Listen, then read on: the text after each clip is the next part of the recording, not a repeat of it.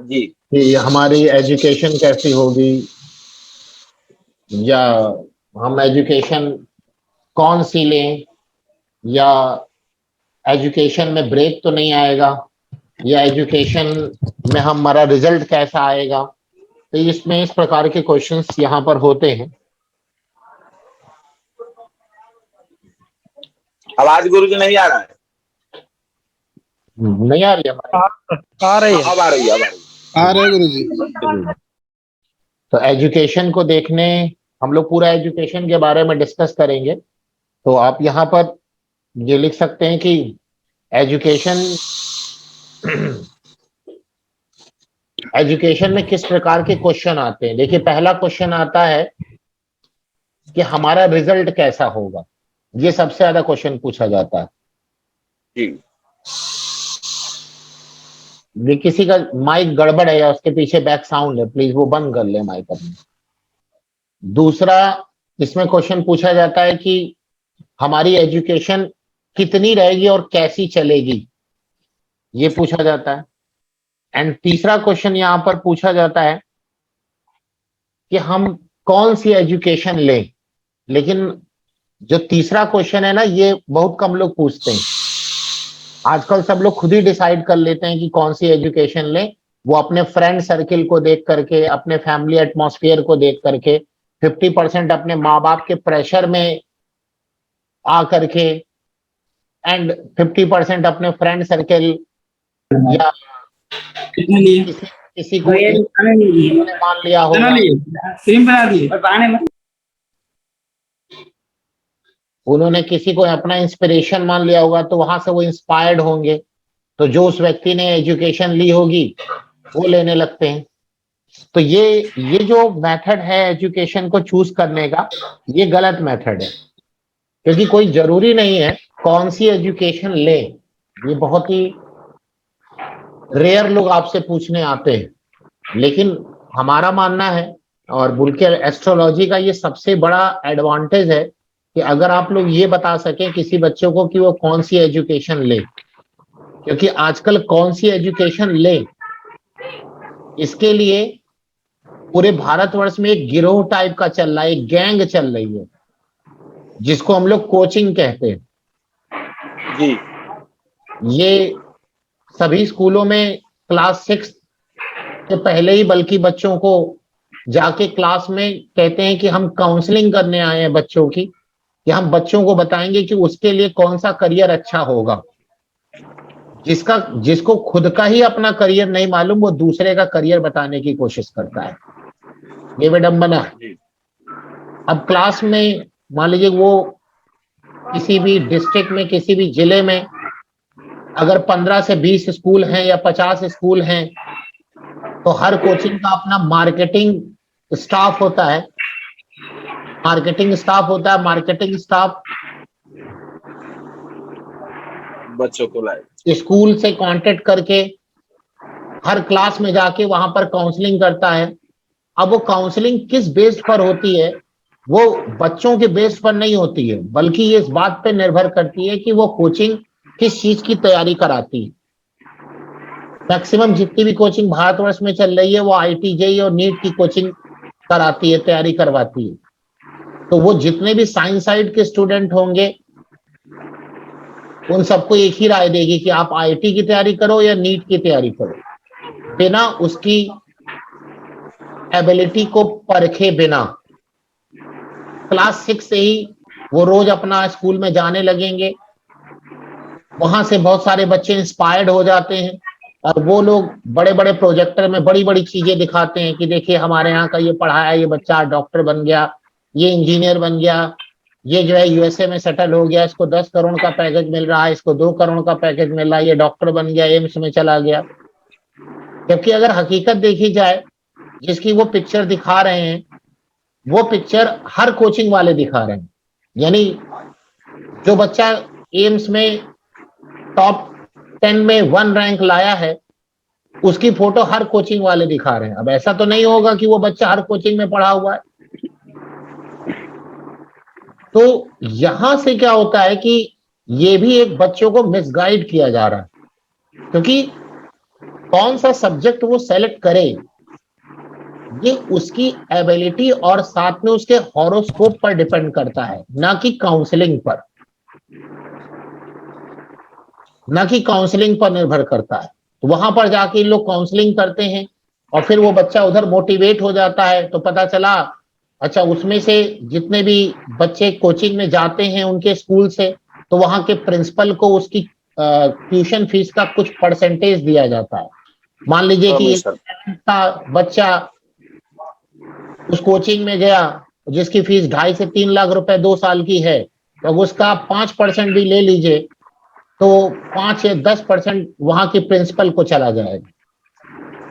तो अगर मान लीजिए अगर उसके स्कूल से 40-50 बच्चा चला गया तो 40-50 बच्चों का आप परसेंटेज निकाल के प्रिंसिपल के अमाउंट को मिल जाता है। तो आप देख लीजिए कितना ह्यूज अमाउंट होता है।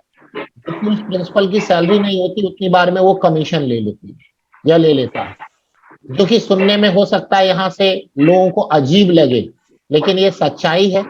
हमारी बात सुनकर के बहुत से कोचिंग जगत इसका बुरा भी मान सकते हैं क्योंकि मैं ओपनली बात कह रहा हूं, लेकिन कहने में कोई दिक्कत नहीं है क्योंकि ये सच्चाई है।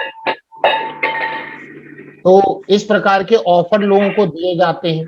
तो हमारा मानना है कि चलिए ये तो एक व्यवसाय है, वो सब तो ठीक है, लेकिन क्या यहां से जस्टिस हो रहा है, न्याय हो रहा है बच्चों के साथ? नहीं हो रहा है, क्योंकि मैक्सिमम बच्चे खुद ही डिसाइड कर लेते हैं कि हमें क्या करना है। और जिस बच्चे को अभी ये नहीं पता कि बड़ों से बात कैसी करनी है, वो अपना करियर डिसाइड कर लेता है। इसीलिए 90% से ज्यादा बच्चे अपने करियर में अनसक्सेस हो जाते हैं क्योंकि जो वो डिसाइड करते हैं पता चलता है कि हॉरोस्कोप में तो ऐसा कोई योग ही नहीं था जिसकी वो तैयारी कर रहा है या जिसने एजुकेशन लिया। बहुत सारे लोग यहां पर भी हो सकते हैं कि बहुत लोगों ने इंजीनियरिंग की होगी, इंजीनियरिंग बीटेक किया होगा, लेकिन जो ट्रेड से बीटेक किया है क्या वो काम कर रहे हैं? वो नहीं कर रहा जी।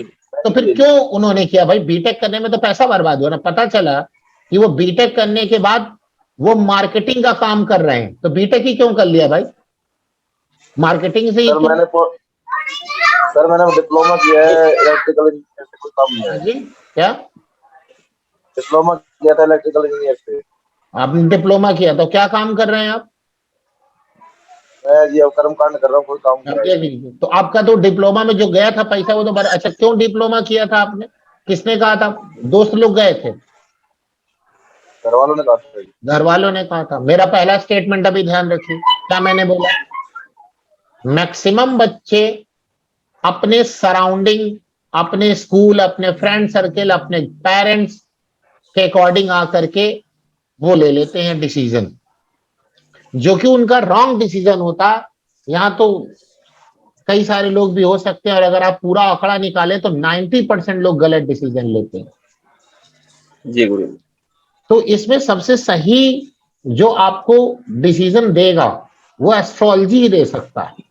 एस्ट्रोलॉजी किसी लालच में नहीं बात करेगा, बस उसको अपनी फीस से मतलब है, न कि इस बात से मतलब है कि उसको अपनी कोई कोचिंग चलानी है, न उसके इससे मतलब है कि वो उसके यहाँ बच्चा पढ़ने आए या ना आए, और न इस बात से मतलब है कि एक वो मॉब की बात करे, मतलब एक पूरे समूह की बात नहीं कर रहा है। वो जो एस्ट्रोलॉजी है, ज्योतिष है, वो हर बच्चे की चार्ट स्टडी कर रहा है। हो सकता है कि अगर 4 बच्चे आपके पास पढ़ने आए तो एस्ट्रोलॉजर उन चारों बच्चों को अलग अलग एजुकेशन बताए कि आपके हॉरोस्कोप में ये एजुकेशन है, आपके हॉरोस्कोप में ये एजुकेशन। क्योंकि अल्टीमेटली होगा यही कि जो आपके हॉरोस्कोप में जो योग होंगे उसी के अनुसार आप अपना कर्म चूज करेंगे, अपना प्रोफेशन चूज करेंगे 100%। तो क्यों ना हम एजुकेशन भी उसी के अकॉर्डिंग ले लें, तो हमारा प्रोफेशन और पहले से स्ट्रांग हो जाएगा। लेकिन ये लोगों को समझ में नहीं आता। एक बहुत पहले, क्या पिछले साल की बात है, एक को मैंने बताया था, वो इंजीनियरिंग की तैयारी कर रहे थे, उनके पेरेंट्स हमसे बात कर रहे थे कि मेरा बच्चा आईटी तैयारी करने जा रहा है और मैंने 2.5 लाख रुपए फीस जमा करा दी है। मैं कहा आपके बच्चे में इंजीनियरिंग नाम के कोई योग नहीं है। आपका बच्चा नॉन टेक्निकल एजुकेशन ले तो वो ज्यादा सक्सेस होगा, ज्यादा सक्सेस होगा।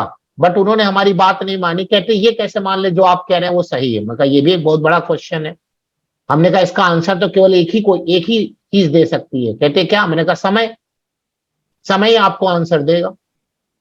आपने यहाँ 2.5 लाख रुपए जमा करा दिए, 2 साल की तैयारी करवा रहे हैं, शायद वो पिछले साल वो 12th में ही था, और वो 2 साल यानी पिछले साल से वो तैयारी करा रहे थे। अभी तक की जो हमारे पास रिपोर्ट है, उनका बच्चा कहीं सिलेक्शन में नहीं आया। 2.5 लाख रुपए चले गए। क्यों? क्योंकि जब योग नहीं होंगे तो कैसे सेलेक्ट हो जाएगा? आप 2.5 लाख लगा लो चाहे 5 लाख लगा लो, वो तो पैसे बर्बाद है ना। लेकिन इस बात को लोग हमारे ऊपर ही क्वेश्चन खड़ा कर दिया उन्होंने कि हम आपकी बात को कैसे सही माने, कि हो सकता है कि हम ही सही हो। मगर ये भी बात बहुत सही है, तो इस बात का आंसर कौन दे सकता है कि हम सही हैं कि गलत हैं? समय दे सकता है। हमने जो समय दे सकते हैं सर। कि नॉन टेक्निकल में एजुकेशन होगी तो इसका आंसर कब मिलेगा? 4-5 साल बाद उसको अपने आप उसका आंसर मिल जाएगा। या जितने भी लोग जो टेक्निकल में एजुकेशन लेके बैठे हैं, क्या वो कहीं पे जॉब नहीं कर पा रहे हैं? क्यों? वो तो इसलिए तो नहीं गए थे। जब भी बच्चा बीटेक कर रहा था, कुछ भी एजुकेशन ले रहा था XYZ, तो उसके दिमाग में एक बहुत बड़ा फ्रेम था। और वो फ्रेम किसने क्रिएट किया था? स्कूल वालों ने क्रिएट किया था, या कोचिंग वालों ने क्रिएट किया था, या फ्रेंड्स ने क्रिएट किया था कि हम बीटेक करने के बाद हम आईटी में जाकर के 10 करोड़ का पैकेज ही लेंगे, फेसबुक में जाके, गूगल में जाकर के। हर इंजीनियरिंग करने वाले का यही सपना होगा। लेकिन हकीकत हमको क्या मिलेगा? हमको वही मिलेगा जो हमारे हॉरोस्कोप कहेगा। तो ये एक बहुत बड़ा पार्ट है, इसमें कितना डिस्कशन किया जाए। अब हम बहुत ज्यादा इस पर डिस्कशन तो नहीं करके अपने पॉइंट पर आते हैं, लेकिन ये कड़वा सच है। इसलिए सब्जेक्ट सिलेक्शन में एस्ट्रोलॉजी की हेल्प लेना सबसे ज्यादा फायदेमंद होगा, कि हम किस सब्जेक्ट को सेलेक्ट करें जिससे हमारी आगे का करियर हमारा संवर जाए। ऐसी एक बात और हो रही थी, मतलब ये केस भी हमारे पास आया था। मतलब कई क्या 4-5 लोग आए थे, और वो कह रहे थे कि जो है सिविल सर्विस की उन्हें तैयारी करनी थी। कह रहे थे कि हम सिविल सर्विस की तैयारी कर रहे हैं, यहाँ कालू सराय में या पता नहीं कहाँ जिया सराय में हम एक कोचिंग करने जा रहे हैं। हमने कहा अच्छी बात है, तो ये देखिए क्या हम सिविल सर्विसेज पीछे से आईएएस निकाल लेंगे? उसमें से एक ही बच्चे की कुंडली में ये योग था, बाकी 3 बच्चे हमसे नाराज हो गए कि हमारे में योग नहीं तो क्या हम सेलेक्ट नहीं हो सकते? मैंने कहा हमने ये नहीं कहा कि आप सेलेक्ट नहीं हो सकते, लेकिन हमने ये देखा है कि जिसकी कुंडली में ये योग है वही सिविल सर्विस में गया। अगर आप चले जाएंगे सिविल सर्विस में तो ये हमारे लिए भी एक रिसर्च का विषय होगा, जबकि मैंने नहीं देखा ऐसा। हम ये कह रहे हैं कि इस जितने भी योग है सब गलत है, सब बेकार के योग है।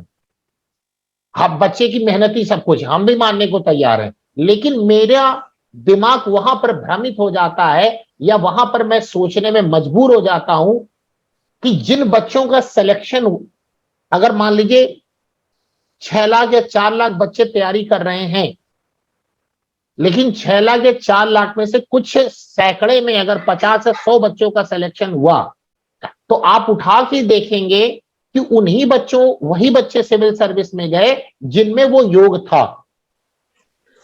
अब आपका दिमाग क्या कहेगा यहां पर? अब बताइए, यहां पर अब आपका दिमाग क्या कहेगा कि अब ये योग गलत थे कि सही थे? सही है गुरुदेव। बिल्कुल सही था, 100%। हमने तो ये कहा ही नहीं ना। हम तो कहते मान लीजिए ज्योतिष खराब है, योग खराब है, मेहनत सब कुछ हमने भी मान लिया, सब मान लिया हमने। बट जब 4 लाख 6 लाख बच्चा तैयारी कर रहा है, बट सिलेक्शन उन्हीं का हुआ जिनमें उस कुंडली में योग हैं, तब तो फिर हम भी सोचने में मजबूर हो जाते हैं ना। हम बिल्कुल नहीं मानते कि ग्रेविटी का प्रिंसिपल कुछ होता, हम नहीं जानते। हमको पता भी नहीं कि कुछ ग्रेविटेशनल प्रिंसिपल है, कोई ग्रेविटेशनल अट्रैक्शन है। बट वहां पर तो हम सोचने में मजबूर हो जाते हैं ना, जब कोई ऑब्जेक्ट को आप नीचे ही गिरता है। तो हम तो तब तो न्यूटन को मानते हैं, जहां न्यूटन ने ये ग्रेविटी का प्रिंसिपल दिया था कि अर्थ सबको अट्रैक्ट कर रही है। तो हम भी कह रहे हैं ग्रेविटी प्रिंसिपल कुछ नहीं होता, बट उस वक्त तो आपकी नजरें खुलेंगी, उस वक्त तो आपका दिमाग काम करेगा, ऊपर वाले ने दिमाग दिया कि अगर आपको चीज छोड़ने तो नीचे ही आ रही है। तो जब ज्योतिष में हम आते हैं तो हम देखते हैं जो बच्चे सेलेक्ट हुए, आप ये जो मैं रूल बताऊंगा आप लगा के बेहिचक देखिए उसको, और मुझे बताइए कि क्या ये रूल गलत हुए कहीं पर। कि जब आपने जो भी लोग जिस भी स्पेसिफिक सब्जेक्ट को लेकर के आगे बढ़ रहे हैं, या उसमें उनकी महारत हासिल हो रही है, या उनमें उस सब्जेक्ट की प्रति अट्रैक्शन या रुचि डेवलप हो रही है, आप देखेंगे उससे रिलेटेड प्लेनेट उसमें एक्टिव हुआ पड़ा है, उससे रिलेटेड प्लेनेट एक्टिव हुआ पड़ा है। तो ये इंपॉर्टेंट चीज हो जाती है। हम भी मानते हैं कि भाई योग योग कुछ नहीं होता, मेहनत बहुत कुछ होती है, बट वहां तो दिमाग काम करना बंद हो जाता है ना, कि वही वो बच्चे क्यों सेलेक्ट हुए जिनमें वो योग था। अब आप बताइए क्या कहेंगे, लगेगा या नहीं लगेगा? तो लगे। तो आपके पास जो कुंडलियां आएंगी वो इस चीज के लिए कम आएंगी कि हम कौन सा सब्जेक्ट सेलेक्ट करें, जबकि हमारा मानना है कि इस चीज के लिए सबसे ज्यादा कुंडलियां आनी चाहिए आपके पास। इसमें केवल और केवल एस्ट्रोलॉजी ही बच्चों की मदद कर सकता है, कोई और नहीं मदद कर सकता, क्योंकि और कोई भी मदद करेगा वो अपने स्वार्थ के लिए मदद करेगा। कोचिंग वाले करियर काउंसलिंग करेंगे अपने स्वार्थ के लिए, स्कूल वाले अगर प्रमोट करेंगे तो उनको वहां से कमीशन मिल रहा होगा, माँ बाप करेंगे तो माँ बाप जो वो खुद नहीं बन पाए वो कहते कि हमारा बच्चा बनेगा। हमने तो बहुत सारे माँ बाप को देखा, कहते हम ये नहीं बन पाए लेकिन हमारा बच्चा बनेगा। जब तुम नहीं बन पाए तो अपने बच्चे से क्या उम्मीद करे पड़े हो भाई? या तुम ब्रह्मा जी से कह देते कि जो हम नहीं बन पाए हमारे बच्चे में वही वाले योग बना के देना जिससे वो बन जाए। तो ये भी गलत है, केवल एस्ट्रोलॉजी ही इसमें सही हेल्प कर सकती है सबकी। तो अब क्या क्या क्वेश्चन आने आपको समझ में आ गए? क्वेश्चन आएंगे कि हमारी एजुकेशन कैसे चलेगी, हमारी एजुकेशन आगे क्यों नहीं बढ़ रही है, रुक गई है हम, और सबसे ज्यादा क्वेश्चन जो है ना, हमारा रिजल्ट कैसा होगा। कौन सा रिजल्ट? जिसका योग हो सकता है उसकी कुंडली में ही ना हो, उसका रिजल्ट वो आपसे पूछेगा। नहीं गुरुजी, इसके लिए लोगों पे ज्योतिष पे विश्वास होना जरूरी है। कुछ अविश्वास के कारण काफी दिक्कत हो रही है। ज्योतिष में विश्वास नहीं है, इसमें ज्योतिषी की गलती है कि उस व्यक्ति की गलती है? उस व्यक्ति की गलती है, परेशान इसीलिए गुरुजी होता है। की गलती है। दोनों ओर से गुरुजी दोनों ओर से, एक ओर से नहीं कह सकते। नहीं चलिए, दोनों ओर से गलती हो, हम आपका इशारा समझ रहे हैं कि यहाँ फ्रॉड बहुत ज्यादा बैठे हैं, लेकिन हाँ, बस यही कारण गुरुजी। नहीं, फ्रॉड भी क्यों बैठे हैं, इसमें किसकी गलती है? इसमें गलती है कि सही एजुकेशन उन्होंने ली नहीं। इसमें तो बिल्कुल इसमें सही एजुकेशन उन्होंने ली नहीं। एक बिल्कुल किताब बिल्कुल। भी आज तक कोई ज्योतिष की उन्होंने नहीं पढ़ी है, और वो बढ़िया सा ऑफिस में पूरा तामझाम बना के बैठे हुए। एक सिंगल किताब अगर पूछे कौन सी पढ़ी है, तो वो आपको जो आजकल के जो ज्योतिष हैं कहेंगे हम तो यूट्यूब से देखते हैं, या कौन तो सी ये दुकान में कहेंगे ठिका कौन होता है गुरुजी? हाँ, या तो पता नहीं ऐसी किताब बताएंगे जो उन्होंने पढ़ी होगी। कोई भी किताब उन्होंने डीपली नहीं पढ़ी, कोई भी तो किताब। यही हम भी एक ब्राह्मणों में मूर्खता देखते हैं, यही सबसे बड़ी बात है। एक डॉक्टर रेफर कर देता है दूसरे के पास, लेकिन ब्राह्मण कहेगा कि नहीं रेफर करेंगे तो हमारी प्रतिष्ठा चली जाएगी। प्रतिष्ठा नहीं चली जाएगी, उसका स्वार्थ चला जाएगा, दुकान बंद हो जाएगी। हाँ जी। प्रतिष्ठा तो होनी भी चाहिए जाने के लिए ना। जी, जो हम हाँ, जानते हैं उसे वही ठीक कह रहे गुरुजी। तो दूसरे को रेफर करे। खैर, तो ये तो इंपॉर्टेंट है। खैर, अब वो विश्वास नहीं करता तो भोगेगा भी भाई, क्या कर सकता आदमी। तो इसमें आप लोग काम कर सकते हैं, इसको आगे बढ़ाएंगे कैसे, मैं इसमें आपको हिंट करूंगा। अब आते हैं, देखिए किस क्षेत्र में एजुकेशन लेगा इसको हम बाद में लेंगे, क्योंकि वो थोड़ा पहले पॉइंट को समझना है। किन बच्चों का रिजल्ट अच्छा आएगा और कौन बच्चा पढ़ने में तेज है, ये दो अलग अलग बातें हैं, सेम बातें नहीं है।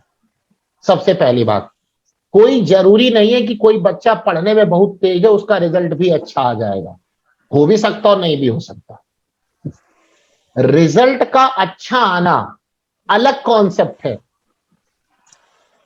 और पढ़ाई में अच्छा दिमाग होना अलग कॉन्सेप्ट है, और पढ़ना भी अलग कॉन्सेप्ट है। किसी का पढ़ाई में दिमाग कम चलता है लेकिन वो पढ़ता बहुत है। किसी का पढ़ाई में दिमाग बहुत चलता है लेकिन पढ़ता कम है। कोई ना पढ़ता है ना उसका दिमाग है, फिर भी पास हो जाता है, रिजल्ट अच्छे होते हैं। और जैसे किसी हम में हैं। ये सारी चीजें पाई जाती हैं, पढ़ाई में भी अच्छा होता, पढ़ता भी और रिजल्ट भी आता है। तो ये तीनों अलग अलग चीजें हैं, ये तीनों एक चीज नहीं है, ये तीनों अलग अलग चीजें हैं। पढ़ाई मेन तो क्या है, पढ़ाई में अच्छा होना और रिजल्ट आना, दोनों को एक तराजू में नहीं तौला जा सकता। अब हम लोग पहले उनकी बात करेंगे जो लोग पढ़ाई में अच्छे हैं या खराब हैं, या खराब मतलब उनका दिमाग कम नहीं है लेकिन वो पढ़ ही नहीं पा रहे हैं। बहुत सारे लोग के साथ ऐसा होता है कि उनका दिमाग भी बहुत अच्छा है लेकिन पढ़ ही नहीं पाते, कुछ ऐसी परिस्थितियां हो जाती। तो ये कैसे हमें पता लगाएंगे, हम लोग अब पहली हेडिंग इसमें लगाएंगे पढ़ाई में अच्छा होना या पढ़ाई का चलना। देखिए इसके लिए अगर हम D1 कुंडली की बात करें, जन्म कुंडली की, तो इसमें 3 हाउस लिए जाते हैं। पहला दूसरा भाव, दूसरा भाव क्या है, बच्चे का परिवार। पहली एजुकेशन बच्चा कहां से लेगा, घर से, अपने घर माता से, परिवार परिवार से। तो परिवार का कौन सा हाउस है, दूसरा, सेकंड गुरुजी, दूसरा, चौथा, दूसरा घर है, दूसरा। सेकंड अच्छा जी, देखिए दूसरा घर पूरे कुटुंब का होता है, चौथा घर वो होता है जो वो खुद बनाता है। अच्छा जी गुरु। जैसे आपने शादी कर लिया, आपके बच्चे हो गए, ये चौथा घर हो गया। आप हो गए, आपके भाई हो गए, आपके बहन हो गए, माँ बाप हो गए, ये अब दूसरा घर हो गया। आपके चाचा हो गए। चौथा घर वो है जो आप बना रहे हैं, दूसरा घर है कि जो आपको मिला है। तो चौथे घर में पहुंचने में तो अभी टाइम लगेगा ना आपको। तो पहली जो एजुकेशन की स्टार्टिंग होती है वो दूसरा भाव होता है। तो जिसका बहुत सारे आपने देखा होगा लोग आपके पास आते हैं, ये बच्चा बचपन में बहुत तेज था पढ़ने में और पढ़ता था लेकिन पता नहीं क्या हो गया 8वीं 9वीं के बाद ये पढ़ता ही नहीं है, हाउस बदल गया, हाउस बदल गया। तो प्राइमरी एजुकेशन होती है सेकंड हाउस। 10th तक की एजुकेशन होती है फोर्थ हाउस। कुछ लोग इसको नहीं मानते, कुछ लोग कहते नहीं हम केवल 5th हाउस देखेंगे, वो भी सही है, हम बताते हैं वो भी रीजन, लेकिन जो ये मैं बता रहा हूं ये भी एकदम सही है। सेकंड हाउस हुआ प्राइमरी एजुकेशन, फोर्थ हाउस हुआ अप टू 10th एजुकेशन, जहां से विषय का सिलेक्शन हो कि हम कौन से विषय का चुनाव करें, वो हुआ 5th हाउस। और विषय का चुनाव कब से किया जाता है, 10th के बाद जी। भाई 11 से बोलते ना, आप साइंस लेंगे, कॉमर्स, 12th के बाद, 10th के बाद ही ना, 11 से। तो यानी कि विषय का सिलेक्शन हो गया 11th हाउस, या सॉरी कहां पहुंच गए, 5th हाउस, 5th हाउस जी। हाँ 5th हाउस। और 9th हाउस हो गया ग्रेजुएशन या उसके बाद पोस्ट ग्रेजुएशन, उसकी एजुकेशन। चौथा हाउस जो हो गया जो हायर एजुकेशन जिसको बोलते हैं वो 9th हाउस, कि हमारी एमएससी होगी या हमारा पोस्ट ग्रेजुएशन कंप्लीट होगा, हम आगे एमटेक करेंगे, हम पीएचडी कंप्लीट करेंगे, 9th हाउस। तो ये 4 हाउस हो गए। अब देखना क्या, वही बात जो इतने दिन से चल रही है, सेकंड हाउस अच्छा है, अच्छा कैसे पहचानेंगे बताइए। गुरुजी प्लेसमेंट, गुरुजी वहां पे बैठे ग्रह प्लेसमेंट देख लेंगे, वहां पर बैठे ग्रह, वो बैठे और ग्रह, कारक ग्रह, वो बैठे ग्रह छठे आठवें नीच तो नहीं होने चाहिए। जी, पता चले नीच ऐसा नीच ना ना हो हो। कि तेज जाके बैठ गया है दूसरे घर में या इन भाव में, अष्टमेश ना बैठ गया हो, द्वादश ना बैठ गया हो, कोई नीच का ग्रह वहां ना बैठ गया हो। हाँ जी गुरुजी, जी वो भी तो कारक भाव को ग्रह खराब करेंगे ना, नीच के ग्रह। जी। कोई अशुभ ग्रह, अशुभ ग्रह शनि वहां पे ना बैठ गए हो तो वहां पे भी खराब करेंगे एजुकेशन में। तो ये सब चीजें खराब होंगी। उसके बाद उसका स्वामी, जिस हाउस की बात कर रहे हैं, क्योंकि मैं बताया था ना तीन चीजें चेक होती, भाव, भावेश और भाव कारक। जी जी गुरुजी, भाव भाव इसका। भाव कारक भी, दूसरे हाउस का कारक कौन है? बृहस्पति। जी। पांचवें हाउस का भाव कारक किसको बताया हमने? गुरु। बृहस्पति। गुरु। नवे पांचवें भाव का का, बृहस्पति, नवे का बृहस्पति, हाँ, चौथे का चंद्रमा। चंद्रमा। चंद्रमा बुध। चंद्रमा बुध। समझ में आ गया आपको? तो इस प्रकार से देखा जाएगा। अब आइए हम लोग यहां जो बात करेंगे, अब दूसरा हाउस जो होता है ना, वो प्राइमरी एजुकेशन का होता है, उसके संस्कार का होता है और जनरल नॉलेज का होता है। देखते हैं कुछ बच्चों में जीके बहुत स्ट्रांग होती है। सेकंड हाउस देखिए, सेकंड हाउस और बृहस्पति अगर स्ट्रांग है तो उस व्यक्ति की जीके बहुत स्ट्रांग होगी, जनरल नॉलेज। जी उसको जनरल बातें, जीके बहुत आएगी, जनरल नॉलेज। जी। हम लोग जो यहां पर मेन बात कर रहे हैं वो फिफ्थ हाउस को लेके बात करें। चौथा हाउस, एक पॉइंट और बताते हैं। चौथा हाउस मन का, माता का, ये सब भी मैंने बताया है। पढ़ाई में सबसे इंपॉर्टेंट मन भी है ना, जी तो मन चौथे भाव से देखते हैं। किसी का चतुर्थ भाव अगर किसी तरह से अफलिक्टेड है, खराब है, उसका पढ़ाई में मन ही नहीं लगे। कौन कौन खराब हो जाए? चौथा भाव खराब हो जाए, चंद्रमा खराब हो जाए, चतुर्थेश खराब हो जी। जाए।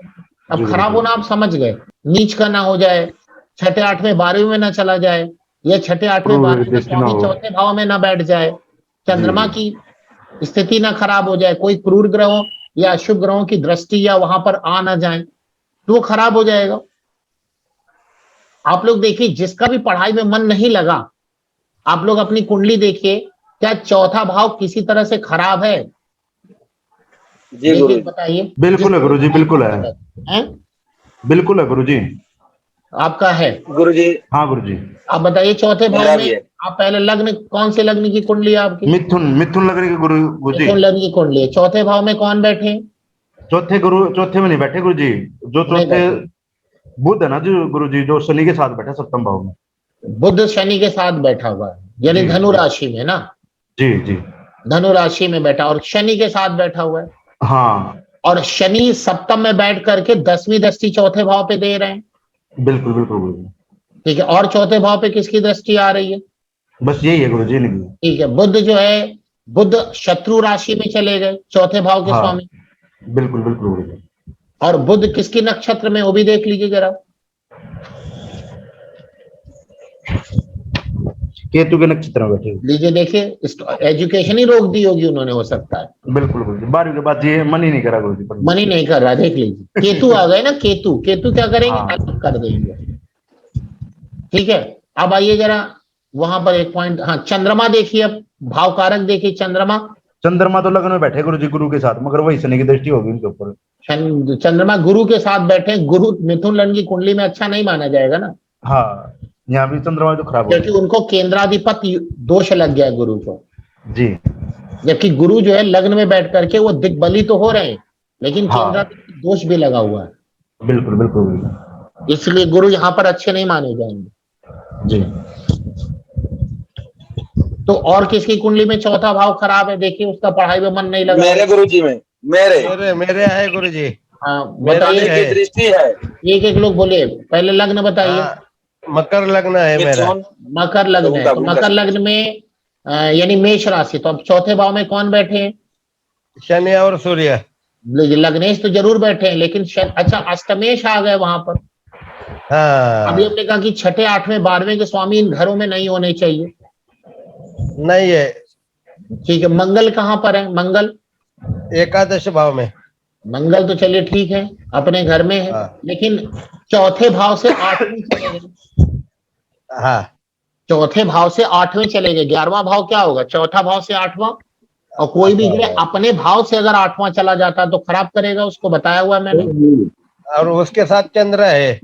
अच्छा, चंद्रमा नीच के हो गए, हाँ, लेकिन वहां नीच भंग जरूर हो गया है, लेकिन क्योंकि हाँ। वो चौथे भाव से आठवें हो गए, इसलिए वहां पे डिस्टर्ब आया चौथा भाव। तो पढ़ाई में मन नहीं लगा होगा आपका। मन नहीं, 10 तक पढ़ा। बाकी ये नहीं तो पढ़ाई में मन लगा कि नहीं लगा, ये बात नहीं लगा, नहीं मन। नहीं लगा। अभी हम लोग चौथे भाव की बात कर रहे हैं, नहीं पढ़ाई में मन नहीं लगने की बात कर रहे हैं। गुरु जी नहीं लगा यहाँ पे सर। तो ये होगा ना कि भाई चौथे भाव से हम ये देख रहे हैं कि पढ़ाई में मन नहीं लगेगा, लेकिन वो पढ़ाई में मन सिर्फ सेकेंडरी एजुकेशन के टाइम पीरियड में नहीं लगेगा ना गुरु जी। लेकिन अगर पढ़ाई कभी भी नहीं लगेगा गुरु जी। देखिए, पढ़ाई हायर एजुकेशन या कोई भी एजुकेशन लेने के लिए मन का इम्पोर्टेंस है। अगर पढ़ाई में मन नहीं लगा तो एजुकेशन भी आगे ब्रेक होती है फिर। और यहाँ पे एक सबसे इंपॉर्टेंट प्लेनेट है मरकरी, बुध एजुकेशन के कारक प्लेनेट है। तो जिनकी एजुकेशन आगे रुकी है, देखिए उनकी बुध की स्थिति खराब होगी। अस्त है, अस्त हो गया, छठे 8वें 12वें में हो गया, नीच का हो गया, या किसी अशुभ ग्रहों के साथ होगा। मेरा है गुरुदेव। पंचम में है बुध, लेकिन गुरुजी, अस्त नहीं, कुछ सूर्य के पंचम साथ में है। सूर्य के साथ अस्त हो गया गुरुजी जी। अस्त हो गया। मेरा माने अष्टम भाव का दशा चला तो हमारा शिक्षा ब्रेक हो गया, शनि की दृष्टि भी है तो शिक्षा रुक गया उसी समय। लेकिन फिर बुध की अंतर दशा जब आई, बुध अस्त है, नहीं अष्टमेश है कहाँ, पहले ये बताइए। अष्टमेश हमारे है सप्तम भाव में, ठीक, और उनकी दृष्टि चतुर्थ भाव पे पड़ रही है। अष्टमेश शनि हो गए आपके। हाँ तभी जाएगी दृष्टि, ठीक है। हाँ, अष्टम भाव में बैठे राहु की अंतर दशा में हमारी शिक्षा बंद हुई। हाँ ठीक है। और बुध हमारे अस्त है, पंचम भाव में बैठे हैं। लग्न कौन सी है आपकी? मिथुन। मिथुन लग्न। तो लग्नेश आपके चूंकि त्रिकोण में है ना जी, लग्नेश आपके त्रिकोण में आ गए। अस्त है क्या वो? हाँ अस्त है, और भाव चलित से छठे भाव में चले जाएंगे। वो भी ठीक नहीं है।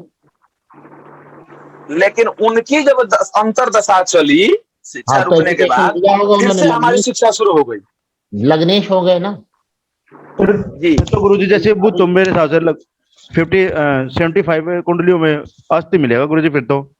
मिलेगा, लेकिन ये भी देखना होगा ना, बुध के साथ अस्त तो आ जाता है, लेकिन बुध जो है उसके नक्षत्र देख लीजिए, प्लेसमेंट देख लीजिए, छठे 8वें 12वें नहीं होना चाहिए, नीच नहीं होना चाहिए।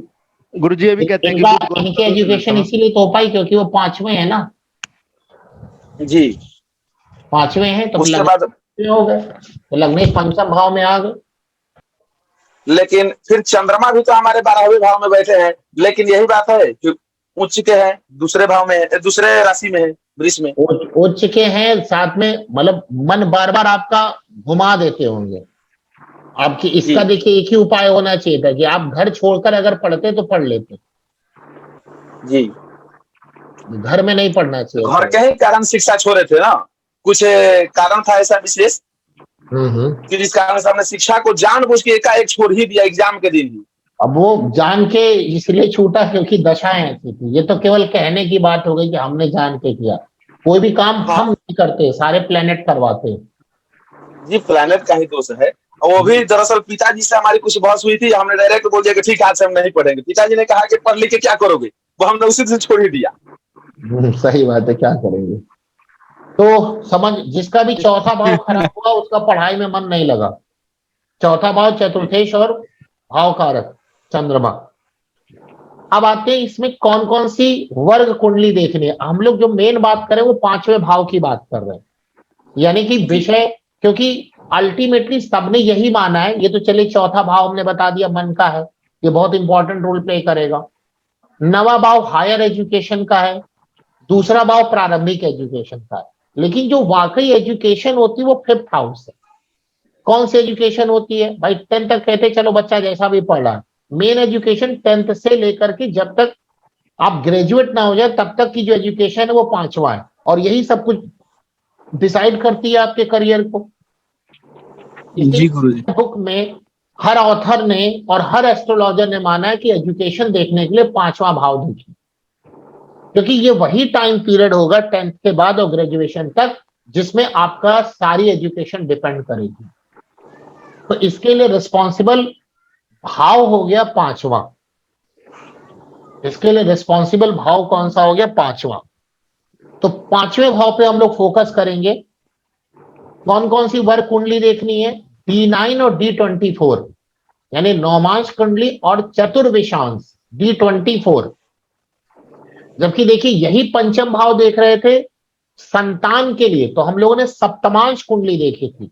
याद करिए, मैंने बताया था बहुत पहले आपको, एक भाव से बहुत सारी चीजें देखी जाती हैं, जी गुरुजी, बिल्कुल बिल्कुल बराबर। लेकिन उस भाव, अब ऐसा नहीं है कि पंचम भाव अगर आपका खराब है तो संतान भी खराब होगी और एजुकेशन भी खराब होगी। ये डिसीजन लेने में आपकी मदद करते हैं वर्ग कुंडली। अब पता चला किसी का सप्तमांश कुंडली भी खराब है और चतुर्विशांश कुंडली भी खराब है, तो उस केस में किसी ज्योतिषी का तुक्का लग गया, देखिए आपका पंचम खराब है तो आपकी एजुकेशन भी खराब होगी और आपकी संतान भी खराब। लेकिन ये तुक्का हुआ। 70% लोग तुक्के से काम चलाते रहे, लेकिन आप तुक्के से काम नहीं चलाएंगे, आपको हकीकत पता होनी चाहिए। और कौन बताएगा आपको? ये तो खैर वर्ग कुंडली की बात हो गई। भाव कारक गुरुजी। भाव कारक नहीं जी कारक ग्रह बताएंगे। जी जी, कारक कारक तो भाव को बताएंगे, कारक जैसे कल संतान की बात हुई तो संतान का कारक कौन था? गुरु, बृहस्पति। गुरु था। आज एजुकेशन की बात हो रही है तो एजुकेशन का कारक कौन है? गुरु बुध। बुध भाई। जी जी जी, बुद्ध। एजुकेशन का कारक कौन है? हाँ, अभी बताया था अभी गुरुजी, बिल्कुल बुध है। अब कैसे? अब अगर मान लीजिए आपको वर्ग कुंडली पे नहीं जाना है, आपको जन्म कुंडली देख करके डिसीजन लेना है कि इस व्यक्ति की संतान खराब होगी कि एजुकेशन खराब होगी, तो इसमें कारक आपकी मदद कर देंगे। अगर पंचम भाव खराब हुआ, गुरु अच्छे हैं तो संतान ठीक, बुध खराब है तो एजुकेशन खराब। जी बिल्कुल। पंचम भाव खराब है या अच्छा है, लेकिन कारक अब उल्टा कर लीजिए, अगर बुध सही, एजुकेशन सही, गुरु खराब, संतान खराब। जी ठीक है। एजुकेशन, जो डिग्री वाली एजुकेशन है, उसके कारक प्लेनेट बुध है, क्योंकि बुध बुद्धि के कारक है, और गुरु ज्ञान के कारक है। ज्ञान, किसी व्यक्ति में ज्ञान तो बहुत होता है लेकिन बुद्धि नहीं होती, एजुकेशन नहीं होती, एजुकेशन नहीं होती उसकी। तो गुरु ज्ञान का कारक है, बुध बुद्धि का कारक है। बिना बुध के गुरु भी अच्छी तरह काम नहीं करेंगे, क्योंकि उस व्यक्ति के पास बुद्धि है नहीं, एजुकेशन है नहीं, वो ज्ञान का क्या करे। कुछ लोग बोलते हैं देखिए हम पढ़े नहीं है लेकिन कढ़े हुए बहुत है। देखिए बृहस्पति अच्छा होगा, बुध खराब होगा। आपके नेटवर्क प्रॉब्लम आ रही है, आवाज कट रही है आपकी, आवाज कट रही है। तो ये बात समझ में आ गई। तो हम लोग, तो ये तो खैर आपने जन्म कुंडली देखकर ही पता लगा लिया। क्या पता लगा लिया? कि एजुकेशन पंचम भाव और उसके कारक बुध से देख लेंगे। अब आपको और अपनी बात पे थोड़ा सा कॉन्फिडेंस लाना है, तो हम कहां पहुंचेंगे? वर्ग कुंडली में। तो इसमें कौन सी वर्ग कुंडली काम करेगी? चतुर्विशांश कुंडली। देखिए नौमांश कुंडली हर जगह काम करती है। जैसे कल हमने जब संतान की बात करी थी तो उसमें नौमांश पति की बात नहीं करी थी क्या? जी जी गुरुजी, जी गुरुजी। आज एजुकेशन की बात करें, यहां पर भी नौमांश कुंडली की बात करते हैं। इसीलिए जन्म कुंडली और नौमांश कुंडली पैरेलल चलती है, पैरेलल। बिना नौमांश कुंडली देखना ही खराब होता है। कुछ लोग कहते हैं कि नौमांश कुंडली विवाह के लिए देखी जाती है, मैं एग्री करता हूं, लेकिन हमारा कहना है कि नौमांश कुंडली सब चीज के लिए देखी जाती है। पर गुरुजी वही भाव देखेंगे इसमें नौमांश? हाँ बिल्कुल बिल्कुल, वही भाव देखेंगे, वही चीजें देखेंगे। जी। तो अब कैसे देखना है? हम लोग पढ़ रहे हैं पढ़ाई में अच्छे होने के योग। तो जन्म कुंडली का पंचम भाव पंचमेश, जन्म कुंडली का पंचम भाव, हाँ जी बताइए, शेयर किया है महेश शर्मा जी ने। अरे हटा दिया स्क्रीन सर, मेरे पास स्क्रीन शेयर नहीं आ रही है, इसलिए मैं देख रहा था ट्राई करके। अच्छा, तो जरूरत नहीं है हमें करना, तो हम कर लेंगे। एक्चुअली हमने स्क्रीन शेयर इसलिए ऑन किया है ना कि हमने अपने आईपैड को भी ओपन किया, कुछ समझाना होता तो आईपैड से स्क्रीन शेयर कर देते, लैपटॉप से पॉसिबल नहीं हो पाता ना लिखना, जी सर। इसलिए किया हुआ। जी ओके। बट उसको आप लोग ना करें, तो हम ही करने दें, अगर जरूरत है तो एक अलग बात है जी। तो हम लोग बात कर रहे थे जन्म कुंडली का पंचम भाव और पंचमेश और कारक ग्रह बुध की स्थिति आपको जन्म कुंडली में देखनी है, ठीक है। पंचम भाव कैसे देखा जाएगा, पता चल गया। पंचम भाव में छठे, आठवें, 12वें के स्वामी नहीं होने चाहिए। पंचम भाव में क्रूर ग्रह, अशुभ ग्रह नहीं होने चाहिए। पंचमेश छठे, आठवें, 12वें में ना हो, नीच का ना हो, शत्रु राशि में ना गया हो, और अपने से भी छठे, आठवें, 12वें ना गया हो तो अच्छा है, और बुध की भी यही स्थिति हो तो इस व्यक्त पंचम भाव अच्छा बोलेंगे।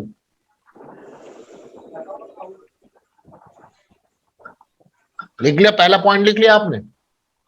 जी गुरुजी। एक मिनट लिख रहे हैं। जी, लिख दिया। पंचम भाव जन्म कुंडली में पंचम भाव, पंचमेश जन्म कुंडली में पंचमेश कारक ग्रह, पंचमेश और कारक ग्रह बुध। कारक ग्रह बुध हुए ना जी जी। एजुकेशन की, ये अच्छे होने चाहिए। अब अच्छा क्या होता है समझ गए सब लोग। दूसरा एक चीज यहां बताते हैं, पंचम भाव में शनि अगर चाहे उच्च के ही क्यों ना बैठे हो, खराब हैं तब तो खराब होंगे ही होंगे। पंचम भाव में अगर शनि है, हम ये नहीं कहते कि उस व्यक्ति की एजुकेशन रुकेगी, लेकिन ना बुद्धि का भाव कौन सा है, बुद्धि का पंचम गुरु जी। पंचम भाव है बुद्धि का। और सबसे स्लो मूविंग प्लैनेट कौन सा है, धीरे चलने वाला ग्रह कौन सा है, शनि शनि। है गुरु जी। शनि। इसीलिए बृहद जातक में भी ये बात लिखी हुई है कि अगर पंचम भाव में शनि होते हैं तो ऐसे व्यक्ति की बुद्धि धीरे धीरे चलती लेकिन स्थायी चलती है। पंचम भाव में अगर कौन होते हैं, शनि होते हैं, तो उनकी बुद्धि क्या होती है, धीरे धीरे चलती है।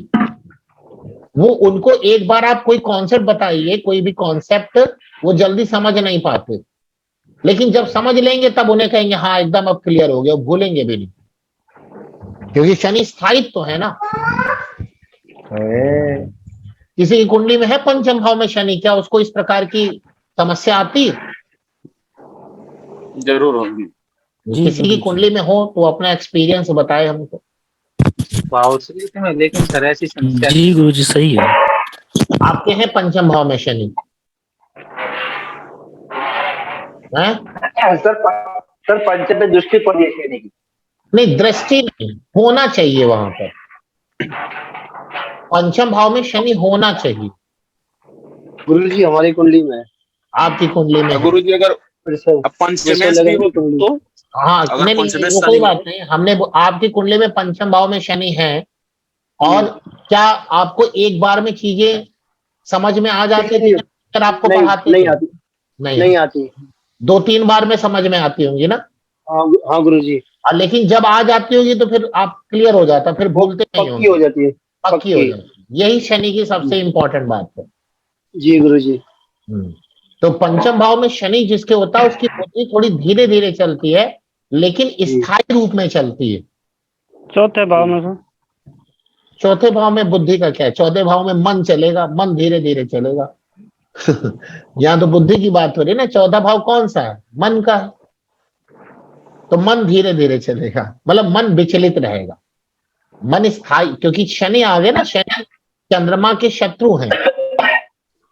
तो गुरु जी आपको पता है कि चंद्रमा को सबसे ज्यादा कौन परेशान करते हैं, शनि। शनि। शनि का विषयोग बनता है। इसीलिए शनि की 7.5 ढैया ये सब चंद्रमा से देखी जाती है ना। जी गुरु जी पंचम में अगर शनि नहीं हो लेकिन गोचर में अगर शनि चल रहा हो तो पंचम में शनि ना हो और कौन हो, गोचर में हो, गोचर में शनि चल रहा हो तो गोचर में शनि चलता है तो थोड़ी बुद्धि को भ्रमित करते हैं। व्यक्ति को उस वक्त बोला जाता है कि कोई भी आप डिसीजन लीजिए तो जरा सोच समझ के लीजिएगा, गलत होने के चांसेस हो जाते हैं। बाकी इसलिए उस व्यक्ति को एक सेकंड ओपिनियन भी ले लेनी चाहिए। उस व्यक्ति को सेकंड ओपिनियन, जैसे मान लीजिए वो कोई डिसीजन लेने जा रहा है, कोई काम राय करने ले जा ले रहा है, या कोई नौकरी बदलने जा रहा है अपनी,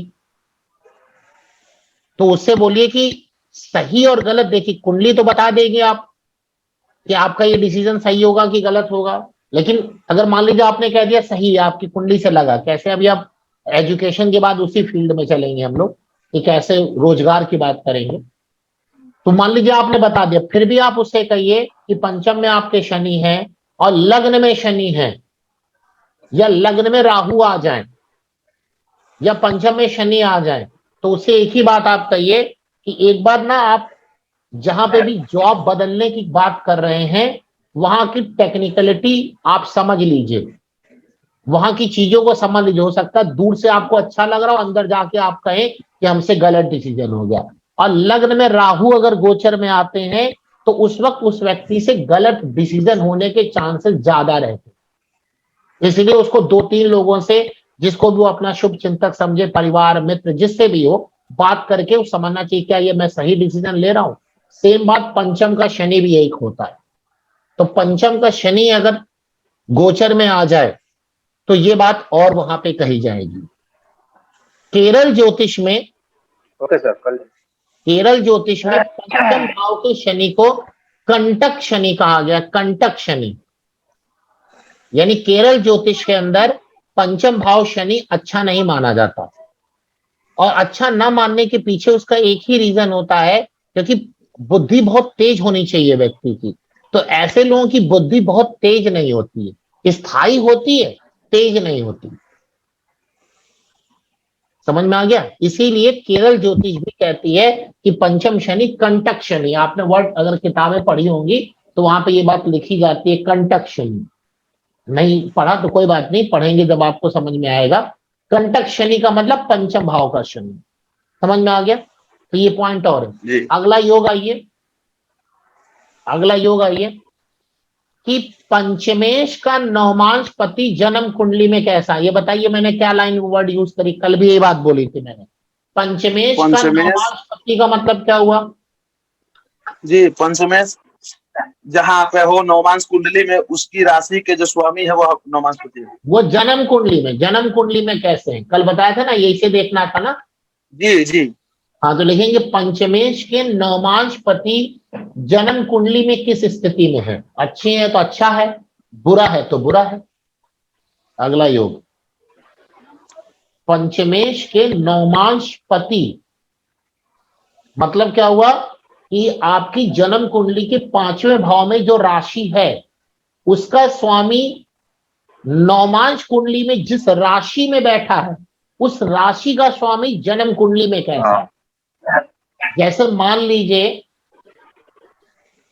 मिथुन लग्न की कुंडली है, तो मिथुन लग्न की कुंडली में पंचम भाव में कौन आ गए? तुला राशि। तुला राशि, और तुला राशि का स्वामी कौन हो गया? शुक्र। तो शुक्र आप देखेंगे नवमांश कुंडली में किस राशि में है, तो पता चला शुक्र वहां पर वृश्चिक राशि में है। तो वृश्चिक राशि के स्वामी कौन हो गए? मंगल। अब उस मंगल को देखेंगे जन्म कुंडली में कैसे है। अगर अच्छे हैं तो अच्छा होगा, बुरे हैं तो बुरा होगा।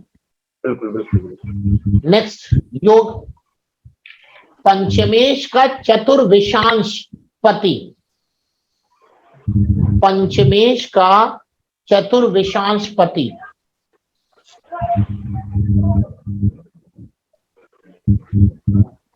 जन्म कुंडली में कैसा है?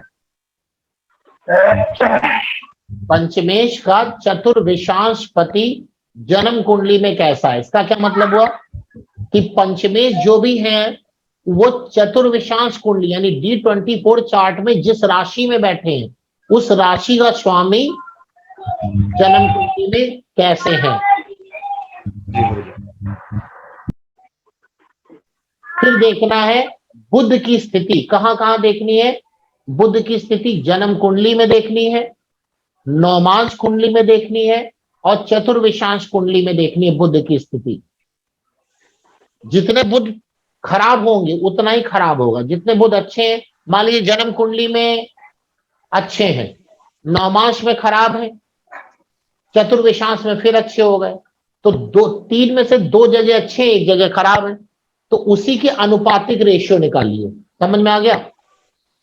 तो ये जितने मैंने योग बताए जी, जी। आपको, आप ये सारे इसमें योग लगा सब- के, आप ये सारे योग लगा करके देखिए, अब जितने ज्यादा योग उसकी कुंडली में खराब होंगे, उसकी एजुकेशन उतनी खराब होगी।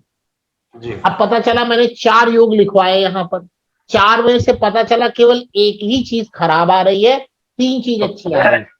अब 75% अच्छी एजुकेशन, जी गुरु जी 20-25% तो सबकी खराब होती है। जी जी जी अब पता चला 4 योग में से 3 योग उसके लिए अनफेवरेबल हैं और एक केवल फेवरेबल है। क्या डिसीजन आएगा? 75% खराब है, 25% सही है। चारों के चारों खराब हो गए, 100% खराब है, कुछ एजुकेशन नहीं लेगा, अनपढ़ ही गवार रहेगा हमेशा। चारों योग अच्छे हैं, बहुत अच्छी एजुकेशन, बहुत अच्छी एजुकेशन। समझ में आई बात? जी गुरु जी समझ में आ गई बात? जी। ये 4 योग मैंने आपको बताए, और इसमें सबसे ज्यादा इंपॉर्टेंट कौन होगा? बुध होगा, बुध। बुद्ध तो जरूरी गुरु जी बुध भाई वो तो एजुकेशन का कारक है ना, कारक में अच्छा होना बहुत जरूरी है। याद करिए, मैंने आपको जब मैरिज पढ़ा रहे थे तो हमने कहा था सप्तम भाव भले खराब हो, शुक्र अच्छा होना चाहिए। कारक बहुत खूबसूरती दिखाते हैं, कारक का खूबसूरत, कारक का आवाज नहीं आ रही अच्छा। गुरुजी, आवाज आवाज आ नहीं रही आ रही? आवाज नहीं आ रही गुरुजी। आ रही है आ रही है, सबको आ रही है। इनके फोन में दिक्कत होगी कुछ तो कारक का अच्छा होना बहुत जरूरी होता है। जी पता चला कि सारे योग अच्छे आ रहे हैं और कारक ही खराब हो गया, वो बड़ी गड़बड़ स्थिति है। ठीक है, गुरुजी अगर कारक थोड़ा कमजोर हो शटबल वगैरह में तो भाई आपकी आवाज ही नहीं आ रही, क्या बताएगा? ये कह रहे हैं गुरु जी जो है गुरुजी, अगर वो उसका शटबल वगैरह कमजोर हो तो गुरुजी। हाँ, तो षडबल कमजोर है तो कमजोर हुआ ना वो तो। भाई षडबल क्या है? आप देखिए, अभी जो हमने वीडियो बनाई उसमें षडबल ही तो बताया क्या होता है। 6 प्रकार का बल, स्थान बल, दिग्बल, यही सब तो है ना। जी जी तो वो अगर ऐसे भी खराब दिख रहा है तो षडबल कैसे अच्छा हो जाएगा? काल बल, चेष्टा बल, आयन बल, तो यही सब तो षडबल है। अब देखिए, खराब मतलब समझ गए, पंचम भाव में 6ठे, 8वें, 12वें भाव के स्वामी नहीं होने चाहिए। पंचम भाव में 6ठे, 8वें, 12वें भाव के स्वामी नहीं होने चाहिए। और पंचम से भी 6 8 12 गुरु जी नहीं, जन्म कुंडली के 6 8 12। पंचम भाव में 6ठे, 8वें, 12वें के स्वामी नहीं होने चाहिए। अब एक बार मैंने आपको बताया था, अष्टमेश जहां जाता है वो वही समस्या है। अब पता चला अष्टमेश पंचम में आ गया, उसका दिमाग की समस्या है, उसके लिए बुद्धि ही समस्या है, एजुकेशन ही समस्या है उसके लिए। मेरी कुंडली बात चली थी तब बताई थी गुरु जी आपने ये बात। संतान भी समस्या हो सकती है। अब ये कौन बताएगा कि उसकी एजुकेशन समस्या है कि संतान समस्या? ये कौन बताएगा? खुद और गुरु देखने अष्टमेश पड़ेंगे। पंचम में बैठा है, कौन बताएगा संतान समस्या है कि एजुकेशन समस्या है? बताइए। खुद और गुरु देखने अब पड़ेंगे कारक खुद और वगैरह गुरु। देख लेंगे ना गुरु। कारक बताएंगे।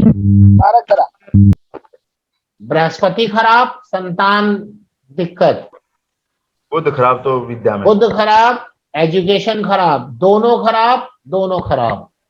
जी जी गुरु नहीं, जी। कुछ तो दिक्कत गुरु जी जरूर डालेंगे ना, क्योंकि सभी चीजों के तो कारक है। क्या? 100% परेशान ना करे अष्टमेश, हाँ, लेकिन वहां पे परेशान तो कुछ तो असर डालेंगे ही अपना। देखिए समय के अनुसार तो उसको खराबी समझ में आएगी। अब संतान तो एजुकेशन लेने के बाद होगी ना। जी जी जी तो जब बच्चा आपके पास आएगा तो आप देखेंगे अष्टमेश पंचम में है, तो आप देखेंगे बुध खराब, और साथ में अष्टमेश भी अष्टमेश पंचम में है, तो एजुकेशन प्रॉब्लम रहेगी उसकी। जी एजुकेशन प्रॉब्लम रहेगी। लेकिन गुरुजी यहाँ पे अगर कारक कारक ही अष्टमेश जो है वो कारक भरा हुआ होगा बुद्धि के, तो ही भाई प्रॉब्लम आपका होगी ना माइक से गुरुजी। आवाज ही नहीं आ रहा है। क्या बोल रहे हैं, हम तो समझ ही नहीं पाया आपने क्या बोला। ये कह रहे हैं कि अगर कारक अष्टमेश हो तो फिर क्या होगा? कारक अष्टमेश, क्वेश्चन नहीं क्लियर हुआ क्या होगा? आप क्या बोल रहे हैं। गुरुजी ये बता रहे हैं कि अगर कारक ही अष्टमेश हो जाए। कारक ही अष्टमेश हो जाए, अरे जी जी जी। अष्टमेश हो जाए वो अलग बात है, लेकिन अब वो कारक कुंडली में कैसा है, नीच का नहीं होना चाहिए तो 8वें में ना बैठे, 6ठे 8वें 12वें में ना बैठे, नीच का ना हो, शत्रु राशि ना हो, वस्त ना हो, ये सब चीज देखी जाएंगी। ठीक है, तो पंचम में 6ठे 8वें 12वें के स्वामी नहीं होने चाहिए, पंचम में अशुभ ग्रह नहीं होने चाहिए। अशुभ ग्रह यहां शनि को ही माना गया है, मंगल राहु केतु को क्रूर ग्रह माना गया है, क्रूर ग्रह। नीच का गुरु भी अगर बृहस्पति में है तो अशुभ है, नीच का कोई भी ग्रह अगर पंचम में है तो अशुभ है। नीच का कोई भी ग्रह, अब सबसे ज्यादा शुभ ग्रह कौन सा है, गुरु। अगर किसी कुंडली में गुरु नीच के पंचम में बैठे हैं, अशुभी है वो, उसको आप शुभ न मानिए। या राहु केतु को देखेंगे गुरुजी, हैं या राहु केतु को देखेंगे पंचम में?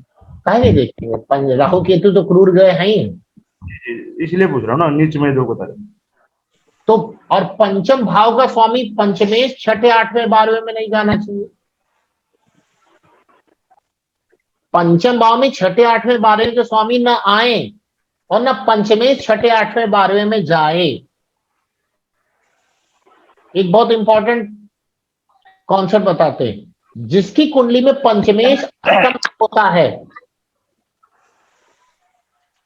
जिसकी कुंडली में पंचमेश अष्टम होता है, ऐसे व्यक्ति के डिसीजन बहुत ज्यादा गलत होते हैं। उनसे ये बोला जाता है कि आप डिसीजन लेने के बाद जो आपके शुभ चिंतक है उनसे पूछ लीजिए, अपनी पत्नी से पूछ लीजिए, अपने माता पिता से पूछ लीजिए, अपने भाई बहनों से पूछ लीजिए। पंचमेश अगर अष्टम है तो उसको स्वतंत्र रूप से कोई भी डिसीजन नहीं लेना चाहिए। स्वतंत्र रूप से मतलब कि केवल वही डिसीजन लेकर के काम ना कर ले, उसमें सबकी सहमति अगर हो कि हाँ सब लोग कह रहे हैं अच्छा है, तभी वो कोई काम करे जिस चीज का भी उसने डिसीजन लिया,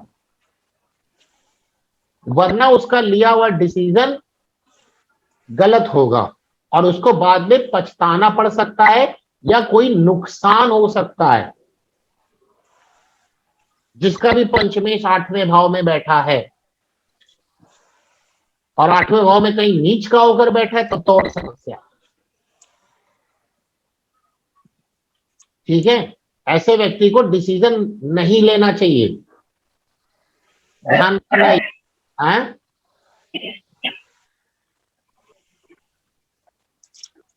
समझ में आया तुमको? जी अब देखिए, जी हाँ, कहीं पर राहु बैठा है तो क्या जरूरी है कि वो खराब फल ही दे?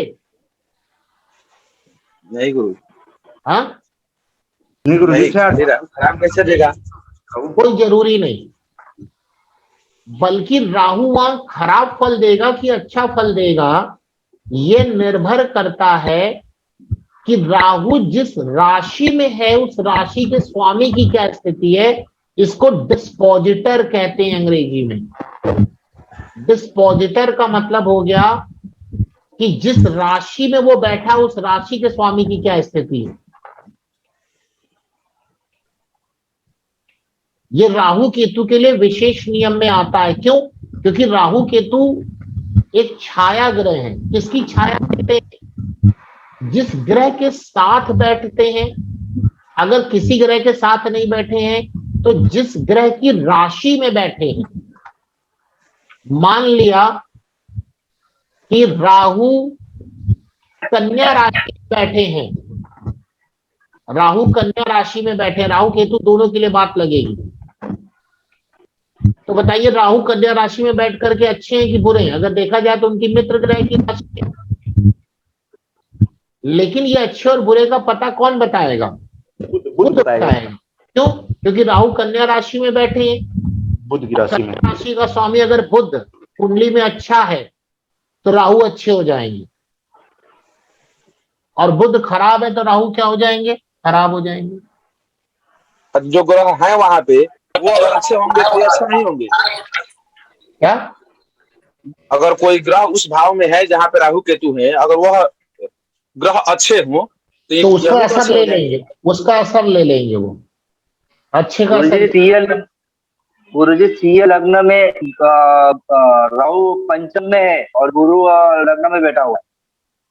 सिंह लग्न में, सिंह लग्न में राहु पंचम में है और गुरु लग्न में बैठा हुआ है। राशि में गए। अब बताइए गुरु अपने मित्र की राशि में गए हैं कि शत्रु राशि में गए मित्र राशि में गुरुजी, सूर्य की राशि में। हैं? मित्र राशि मित्र राशि में गए। मित्र राशि। एक बात, गुरु लग्न में गए हैं, मजबूत है। पहले मित्र राशि में गए, मजबूत हुए।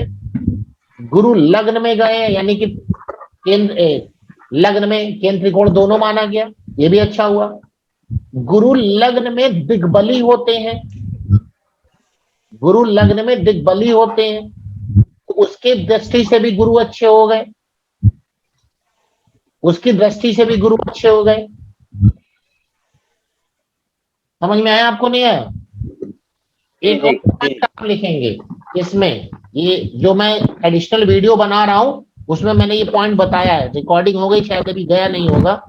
गुरुजी सूर्य बृहस्पति और शुक्र अच्छे हो गए, एक लेकिन पॉइंट उस भाव को ही खराब कर दिए। एक मिनट रुकिए ना, एक पॉइंट और लिखिए। सूर्य बृहस्पति और शुक्र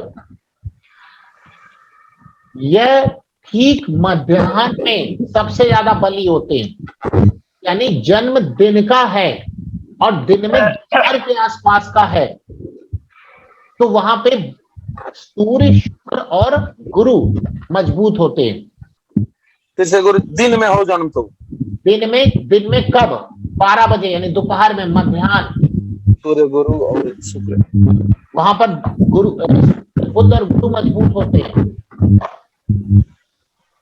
अब पता चले मध्याह्न में जब मैं समय जन्म नहीं हुआ, 3 बजे के आसपास हुआ, तो चलिए दिन है ना, तो थोड़ा बल कम कर लीजिए। चलिए सवेरे 9 बजे हुआ। अब किसी का जन्म 9 बजे हुआ, किसी का जन्म 12 बजे हुआ, किसी का जन्म 3 बजे हुआ, तो इस रूल के हिसाब से किसके मजबूत हुए? मध्याह्न वाले के। ऐसे तो तीनों के मजबूत हैं, लेकिन 12 बजे। देखिए एक बात आप पहले समझ लीजिए, केवल यही नियम नहीं होता किसी को बलि बनाने का, सारे नियम लगते हैं। पहले हमने क्या देखा कि जैसे इन्होंने पूछा गुरु हमारे लग्न में गए हैं, तो सबसे पहले हम प्लेसमेंट देखेंगे कि भैया वो 6, 8, 12 में तो नहीं गए। गुरु जी किसी का माइक खराब है, जिसका माइक खराब है बंद कर ले। माइक से ये लोग माइक बंद नहीं करते गुरुजी, ब्लूटूथ लगा रखा हूं, बहुत डिस्टर्ब होता है काम। एक डंडा रखा करिए और जो ना तो उसी डंडा से मारा करिए। क्या मोबाइल पर गुरुजी। हाँ, और क्या, अपने मोबाइल में मान लिया करिए। तो हम ये बता रहे हैं कि किसी भी ग्रह के बल को एक नियम नहीं होता। सबसे पहले हम ये देखते हैं कि कुंडली के किस भाव में वो गुरु गए हैं। केंद्र और त्रिकोण में अच्छे माने जाएंगे, केंद्र में सबसे ज्यादा, फिर त्रिकोण में। फिर देखेंगे वो अपनी मित्र राशि में है कि शत्रु राशि में, कि नीच के कि उच्च के हैं। फिर देखेंगे वो अस्त है कि वक्री है। वक्री ग्रह मजबूत होते हैं, जैसे शनि देखिए इस वक्त वक्री हो गए, मजबूत हो चुके हैं। जो फल लोगों को नहीं मिल रहा था इस वक्त खूब फल देंगे वो। अगर कुंडली में अच्छे हैं तो अच्छा फल देंगे, बुरे हैं तो बुरा फल देंगे इस वक्त। आज ही हमारे पास 2 लोगों की कॉल आ चुकी कि सर हम एक ने बोला कि हमारी नौकरी में समस्या आ रही है, और एक ने बोला कि हमें कोई जॉब चेंज करनी चाहिए। अब देखिए दोनों ने नौकरी के बारे में बोला। शनि नौकरी का कारक, शनि वक्री हो गया। अब जिसने बोला कि हमें नौकरी में समस्या आ रही है, इसका मतलब क्या हुआ कि उसकी कुंडली में शनि खराब होंगे। जिसने बोला कि हमने जॉब चेंज करनी चाहिए, हमें अच्छे ऑफर आ रहे हैं, उसकी कुंडली में शनि अच्छे होंगे। ये अभी सब क्यों हो रहा है? क्योंकि अभी शनि वक्री हो गए ना, अभी तो शनि वक्री हो गए। कब से? कल परसों से, 5-6 तारीख से जी गुरुजी। जी गुरुजी। वक्री हो गए। और जैसे ही शनि वक्री में मजबूत हो गए, अपनी राशि में भी चल रहे हैं वो। इसीलिए वक्री ग्रह मजबूत होते हैं, क्योंकि वो दूर होते हैं सूर्य से। गुरुजी मिथुन राशि में वक्री हो गए बैठे तब भी फल अच्छा फल देगा क्या लगन में? यही तो बता रहे हैं। देखिए ना कैसे देखेंगे आप। हम मिथुन राशि में हमको क्या पता, आप ये देखेंगे कि आपकी जन्म कुंडली में मिथुन राशि केंद्र या त्रिकोण में है, पहली बार।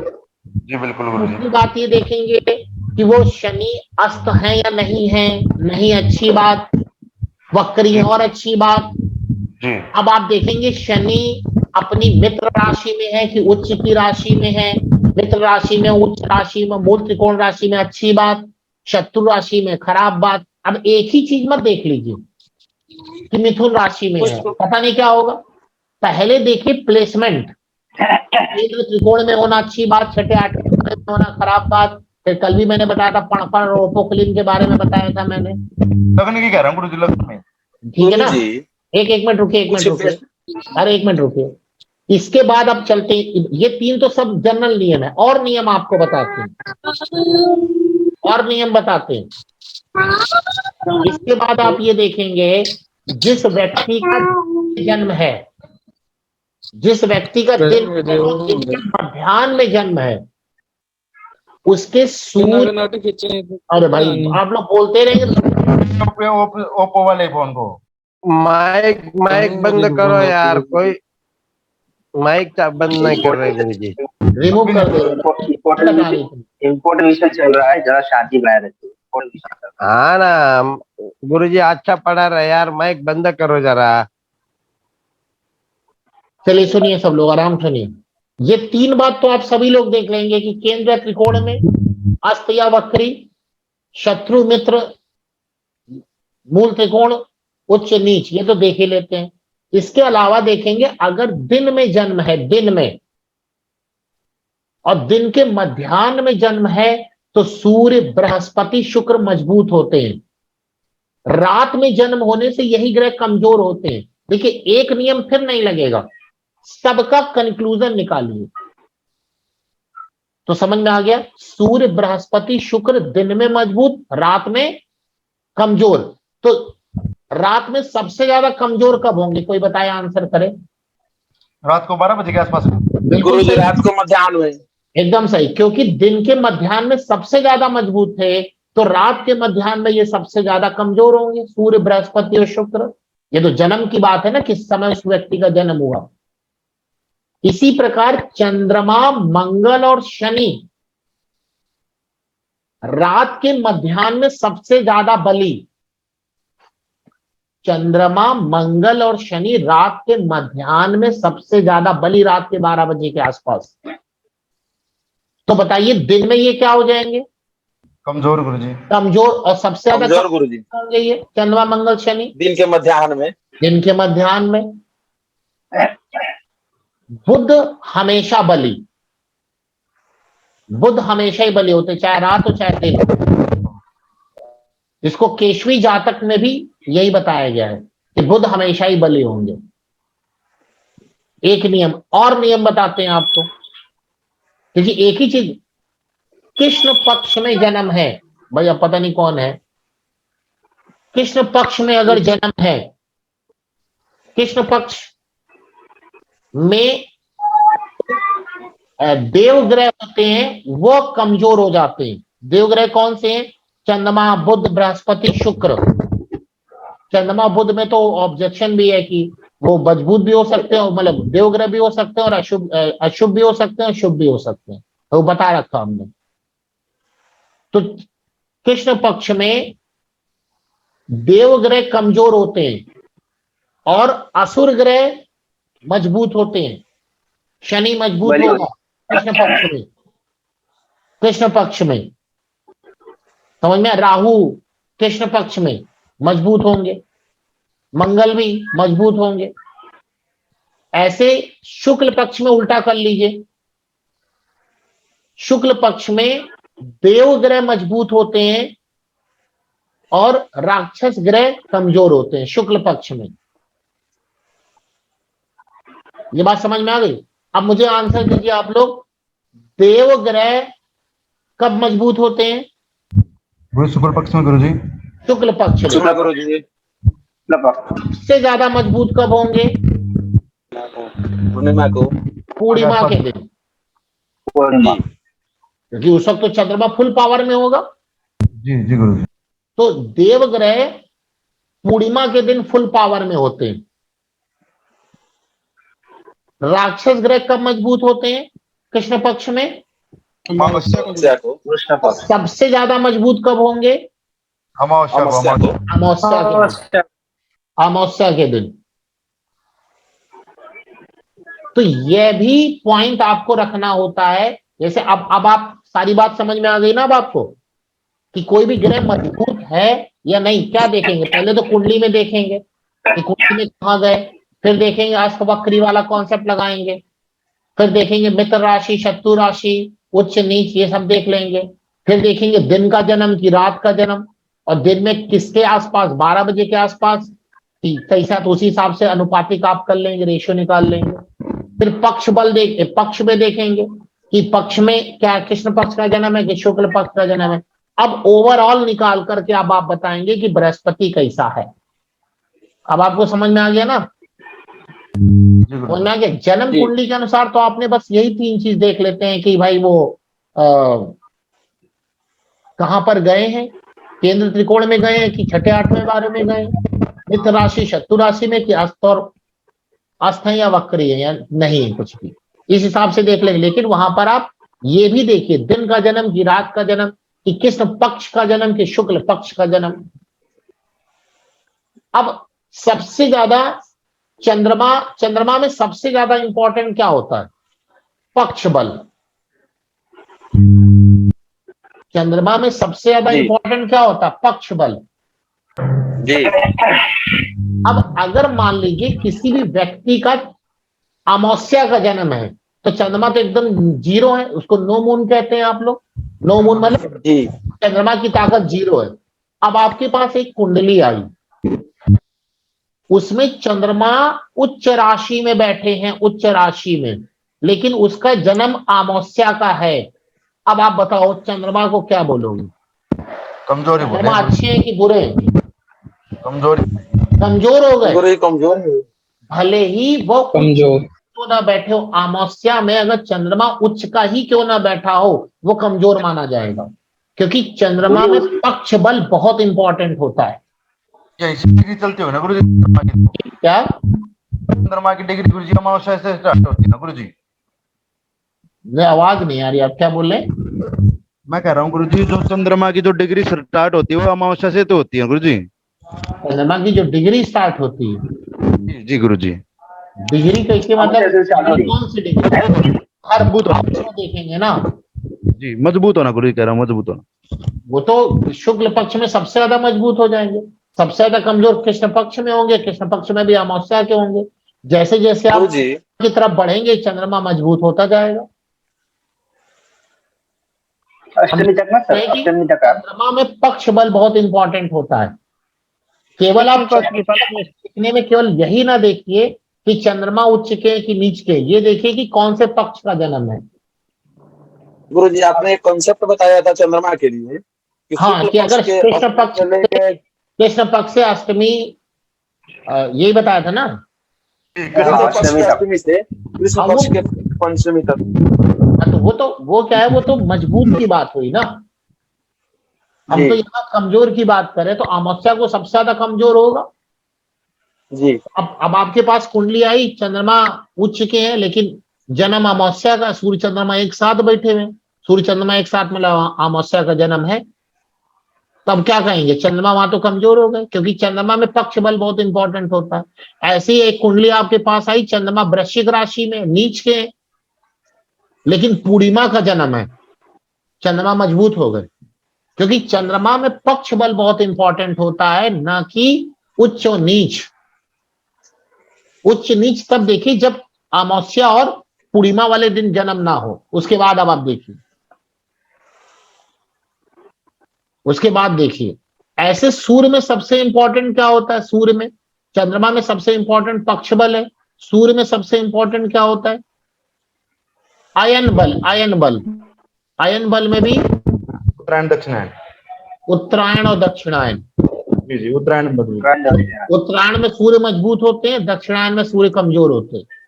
ये भी देखा जाता है, सूर्य की मजबूती के लिए देखा जाता है व्यक्ति का जन्म उत्तरायण में है कि दक्षिणायन में है। समझ रहे ना? ये बहुत छोटे छोटे पॉइंट है, लेकिन जब आप इसको पूरे एक साथ कैलकुलेशन करेंगे तो आपको किसी ग्रह को समझते देने लगेगी। बाकी देखिए, सूर्य के लिए अयन बल, चंद्रमा के लिए पक्ष बल बहुत इंपॉर्टेंट होता है। बाकी ग्रह के लिए वक्री और दिग्बली होना बहुत इंपॉर्टेंट होता है। बाकी तो आप धीरे धीरे समझ गए सारी बात। अब आप अपनी कुंडली में देखिए, कोई बोल रहा था कि हमारे लग्न में बृहस्पति है, अब आप वो खुद ही कैलकुलेट कर लेगा कि मजबूत है कि कमजोर है। और कोई बोल रहा था कि हमारे मिथुन राशि में बृहस्पति, कृष्णा जी आपका माइक खराब है यार, तो ऑन क्या कर बार बार। तो जिसने मिथुन राशि में बोला उसने आधी बात बताई, और जिसने लग्न में बोला उसने भी आधी बात बताई। अब आप खुद ही कैलकुलेट कर लेंगे कि नहीं कैलकुलेट कर लेंगे, मजबूत है कि नहीं मजबूत है? हाँ जी, कर लेंगे ना सब? जी गुरु जी। हाँ, तो ये केवल आप ये बोलेंगे कि चंद्रमा हमारे गुरु मिथुन राशि में, बताइए कैसा होगा, क्या बताएंगे? इस बात का कोई आंसर ही नहीं होगा। आप एक ही बात देख पा रहे हैं कि गुरु अपनी मित्र राशि में कि शत्रु राशि में, तो इससे कैसे बता लेंगे आप? सबसे पहले क्या देखा जाएगा जन्म कुंडली में कि केंद्र एक है में कि त्रिकोण में। उसके बाद वक्री हैं, अस्त हैं या कुछ नॉर्मल हैं। उसके बाद मित्र राशि में, शत्रु राशि में, उच्च नीच, ये सब देखिए। उसके बाद फिर पक्ष बल देखिए, दिन का जन्म है कि रात का जन्म है, अयन बल देखिए, ये सब देखिए। ये सब पूरा कैलकुलेशन करने के बाद आप किसी भी प्लेनेट के बारे में सब कुछ बता सकते हैं। ठीक है, ये इसलिए भी मैंने आपको बताया, दिमाग से उतर गई थी बात मेरे, ये उपायों में भी बहुत सहायता आपकी करेंगे। मान लीजिए आप मंगल का किसी का उपाय कराने जा रहे हैं, मंगल का उपाय, और आपने उसके यहाँ मंगल का जाप स्टार्ट किया कि भैया हम इतने हजार आपका जाप करेंगे, मंगल की दशा चल रही खराब है, और आप जाप कब कर रहे हैं? दोपहर में जाके जाप कर रहे हैं मंगल का, वो बेकार होगा, वो उसका कोई फायदा नहीं है। क्योंकि चंद्रमा मंगल शनि रात में मध्याह्न में बली है, और आप जाप कब कर रहे हैं बैठ के? जब चंद्रमा मंगल शनि अंतरिक्ष में सबसे कमजोर है। या चंद्रमा मंगल शनि की आपने अंगूठी किसी को पहनानी है, आप कह रहे कभी पहन लो, दिन में पहन लो, वो आपने देख लिया कब मजबूत है कब ये है, पग वो सब हो रहा देख लेते हैं लोग। हो रहा ये सब काम नहीं करेगी, ये कॉन्सेप्ट काम करेगा, ज्योतिष के अनुसार काम करेगी। अब चंद्रमा मंगल शनि का कोई जाप करना है, कोई आपको स्तोत्र या खुद ही अपने ऊपर उपाय करना है, लेकिन शर्त है कि वो उपाय लाल किताब का ना हो। लाल किताब का कोई भी उपाय सूर्य की रोशनी में ही किया जाता है, क्योंकि वहां पे किसी भी ग्रह को सूर्य की तरह ही माना जाता है। तो कहते हैं कि पृथ्वी के जिस भाग में सूर्य है वहीं पर लाल किताब के उपाय होंगे। समझ में आ रही बात, नहीं आ रही? हम तो बहुत ज्यादा देखते हैं कि लोग लाल किताब का उपाय कर रहे हैं और कर रहे हैं रात में, वो कभी नहीं काम करेगा, कभी नहीं काम करेगा। वैदिक का उपाय कर रहे हैं और इनको ये नहीं पता कि कोई भी ग्रह दिन में बली है कि रात में बली, और रात में कब सबसे ज्यादा बली है।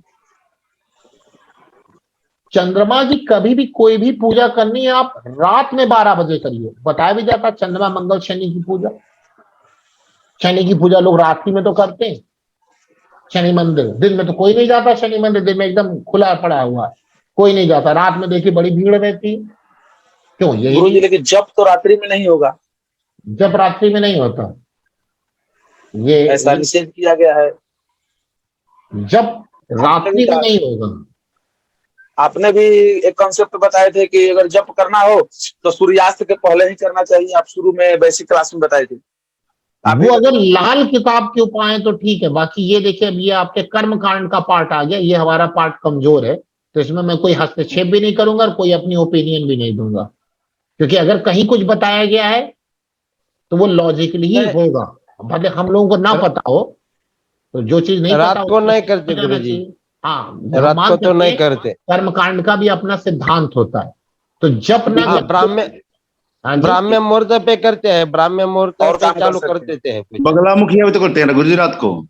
हमको भाई हम बता रहे ना, कर्मकांड मेरा सब्जेक्ट नहीं है ना कर्मकांड। उनका होगा पीताम्बरा का तो रात में ही होता है। मैं सीधा बोल देता हूँ, जो रात्रि मैं उसको प्रधान दिल पे पूजा नहीं है, वो लेता, मेरा है। आता हम ही को वही सही है, ऐसा नहीं सही है भाई, बहुत बड़ा वास्ट सब्जेक्ट है कर्मकांड। लेकिन उपाय की बात जो मैं बता रहा हूं, उपाय, अब उसमें जप का कर्मकांड से आप लोग रिलेट कर रहे होंगे तो वो बात मैं नहीं जानता, लेकिन उपायों में जो मैं कह रहा हूं कि मान अलग लीजिए तरीके कोई से उपाय करना आपको, तो उसमें ये चीज लगाइए, अंगूठी पहननी है तो ये कॉन्सेप्ट आप लगाइए, जैसे चंद्रमा को जल देना है तो ये उपाय लगाइए, मंगल का स्तोत्र करना है, मंगल का कवच करना है, ये उपाय, ये वाला आप लगाइए।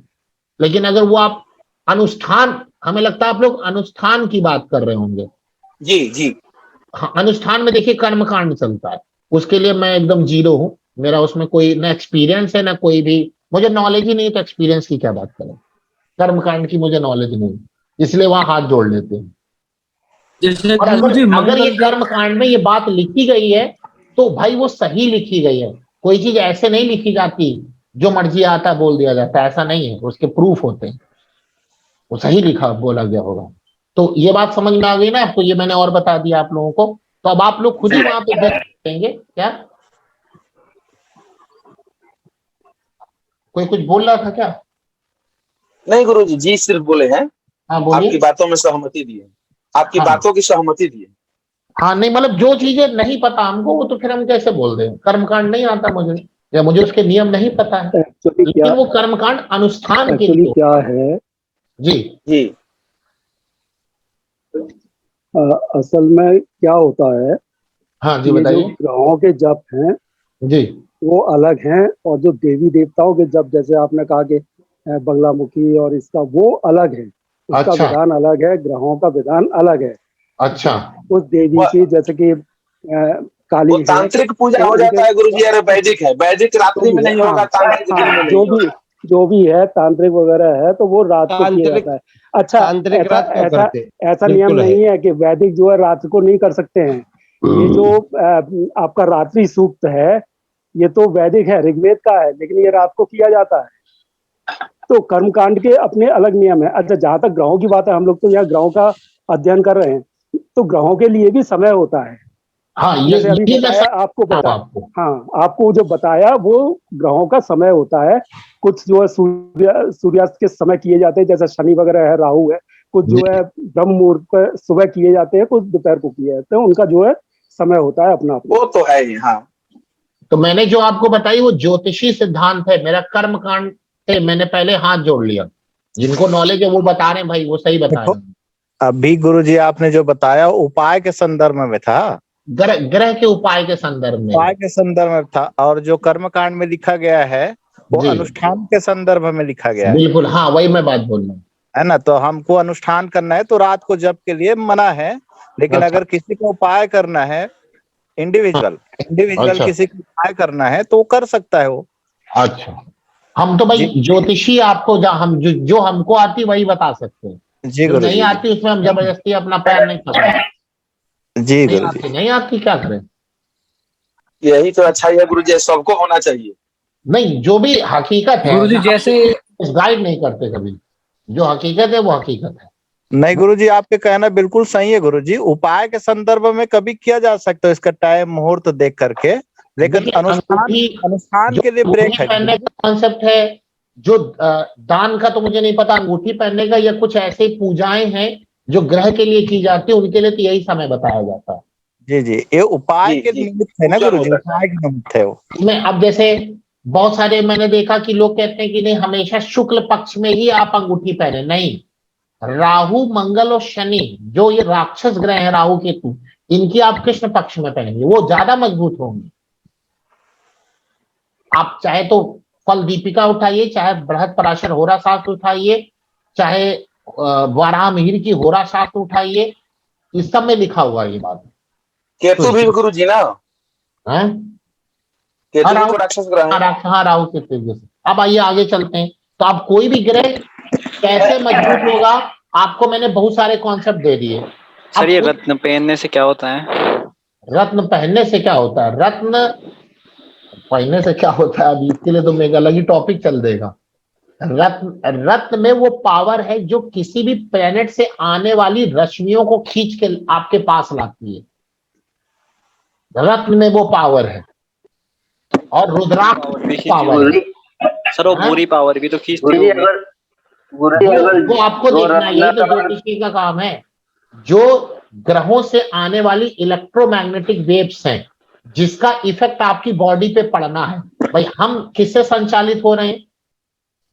ग्रह से। एक और बताते हैं, अब इन्होंने बात बोली, जिस व्यक्ति के ऊपर जिस ग्रह की दशा चल रही होती है, उस व्यक्ति में उस ग्रह से संबंधित संस्कार आ जाते हैं। इसका क्या मतलब हुआ? जैसे मान लीजिए किसी में राहु की दशा चल रही है, आप देखेंगे अगर उसकी पूरी दिनचर्या आप स्टडी करें, वो उग्र होगा बहुत, हर चीज में उग्रता होगी उसके, क्योंकि राहु उसकी बॉडी को गवर्न करने लगा। तो राहु का जो उसका अपना नेचर है उस व्यक्ति की बॉडी पे दिखाई देगा। इसका मतलब विंशोत्तरी दशा स्टार्ट हुई तो राहु ने अपनी फुल रश्मियां उसको दे दी, उससे वो गवर्न हो रहा है। अब ये आपको सोचना है कि वो रश्मियां उसके लिए नुकसानदायक हैं कि फायदेमंद है। यही ज्योतिष का पार्ट है। और इसको सबसे अच्छा किसने समझाया है? चाहे वो आप किसी भी बुक में उठाइए, सबने पराशर जी की किया। कहते हैं, मुझे पता नहीं, किताबों में लिखा है कि पराशर जी ने 9 ग्रहों की तपस्या करी। 9 ग्रह प्रसन्न होकर के पराशर को अपने सिद्धांत बताए कि हम इस प्रकार से व्यक्तियों को कोई चीज देनी होती देते हैं या लेते हैं। इसीलिए विंशोत्तरी दशा का कोई भी सिद्धांत हो तो वो पराशरी सिद्धांत के अनुसार ही चलता है। तो उसमें ये कहा गया कि जिस व्यक्ति पर जिस ग्रह की, अब मान लीजिए किसी पे बृहस्पति की दशा चल रही है, तो आप देखेंगे उसका जो विचार, आचार, व्यवहार होगा वो बृहस्पति से गवर्न होगा। आप किसी व्यक्ति से मिले, हो सकता है कि उस पे राहु की दशा चले और कुछ साल बाद आप उससे मिले, पता चला उस पर बृहस्पति की दशा चले, आप खुद ही उसको बोल के आएंगे, आप यार बहुत बदल गए हैं। एक्चुअल में वो नहीं बदला, चलने वाली दशा बदल गई। इसलिए व्यक्ति का आहार, विचार, व्यवहार ये बदल गया। समझ में आ रही बात, नहीं आ रही? तो ग्रहों के अनुसार वातावरण भी चेंज होता है गुरुजी। बिल्कुल बिल्कुल, वातावरण चेंज होता है, हमारी मानसिकता बदल जाती है। सही बात है। कुछ तो मानसिकता ही है ना हमारी जी। इसीलिए तो अब इन्होंने पूछा कि रत्न से क्या होता है। रत्न आपके पास वो एक ऐसी रिमोट है, रिमोट जिससे उससे आने वाली इलेक्ट्रोमैग्नेटिक को वो अपनी ओर अट्रैक्ट कर लेते हैं। अब ये आप देखो कि आपको अपनी कुंडली में किस ग्रह की पावर बढ़ानी। तो बोला जाता है कि लग्नेश की पावर तो हमेशा स्ट्रांग होनी चाहिए, लेकिन लग्नेश अगर किसी का 8वें में बैठ जाए और उसने अगर उसकी पावर बढ़ा ली तो वो 8वें में बैठ के खुद ही कष्ट में है। और कष्ट वाले व्यक्ति की तो आप पावर बढ़ा रहे, तो आप पे क्या आने वाला है? कष्ट।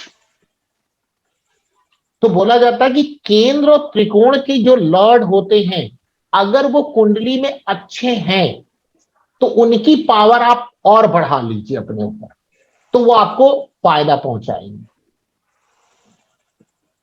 आपको फायदा पहुंचाएंगे।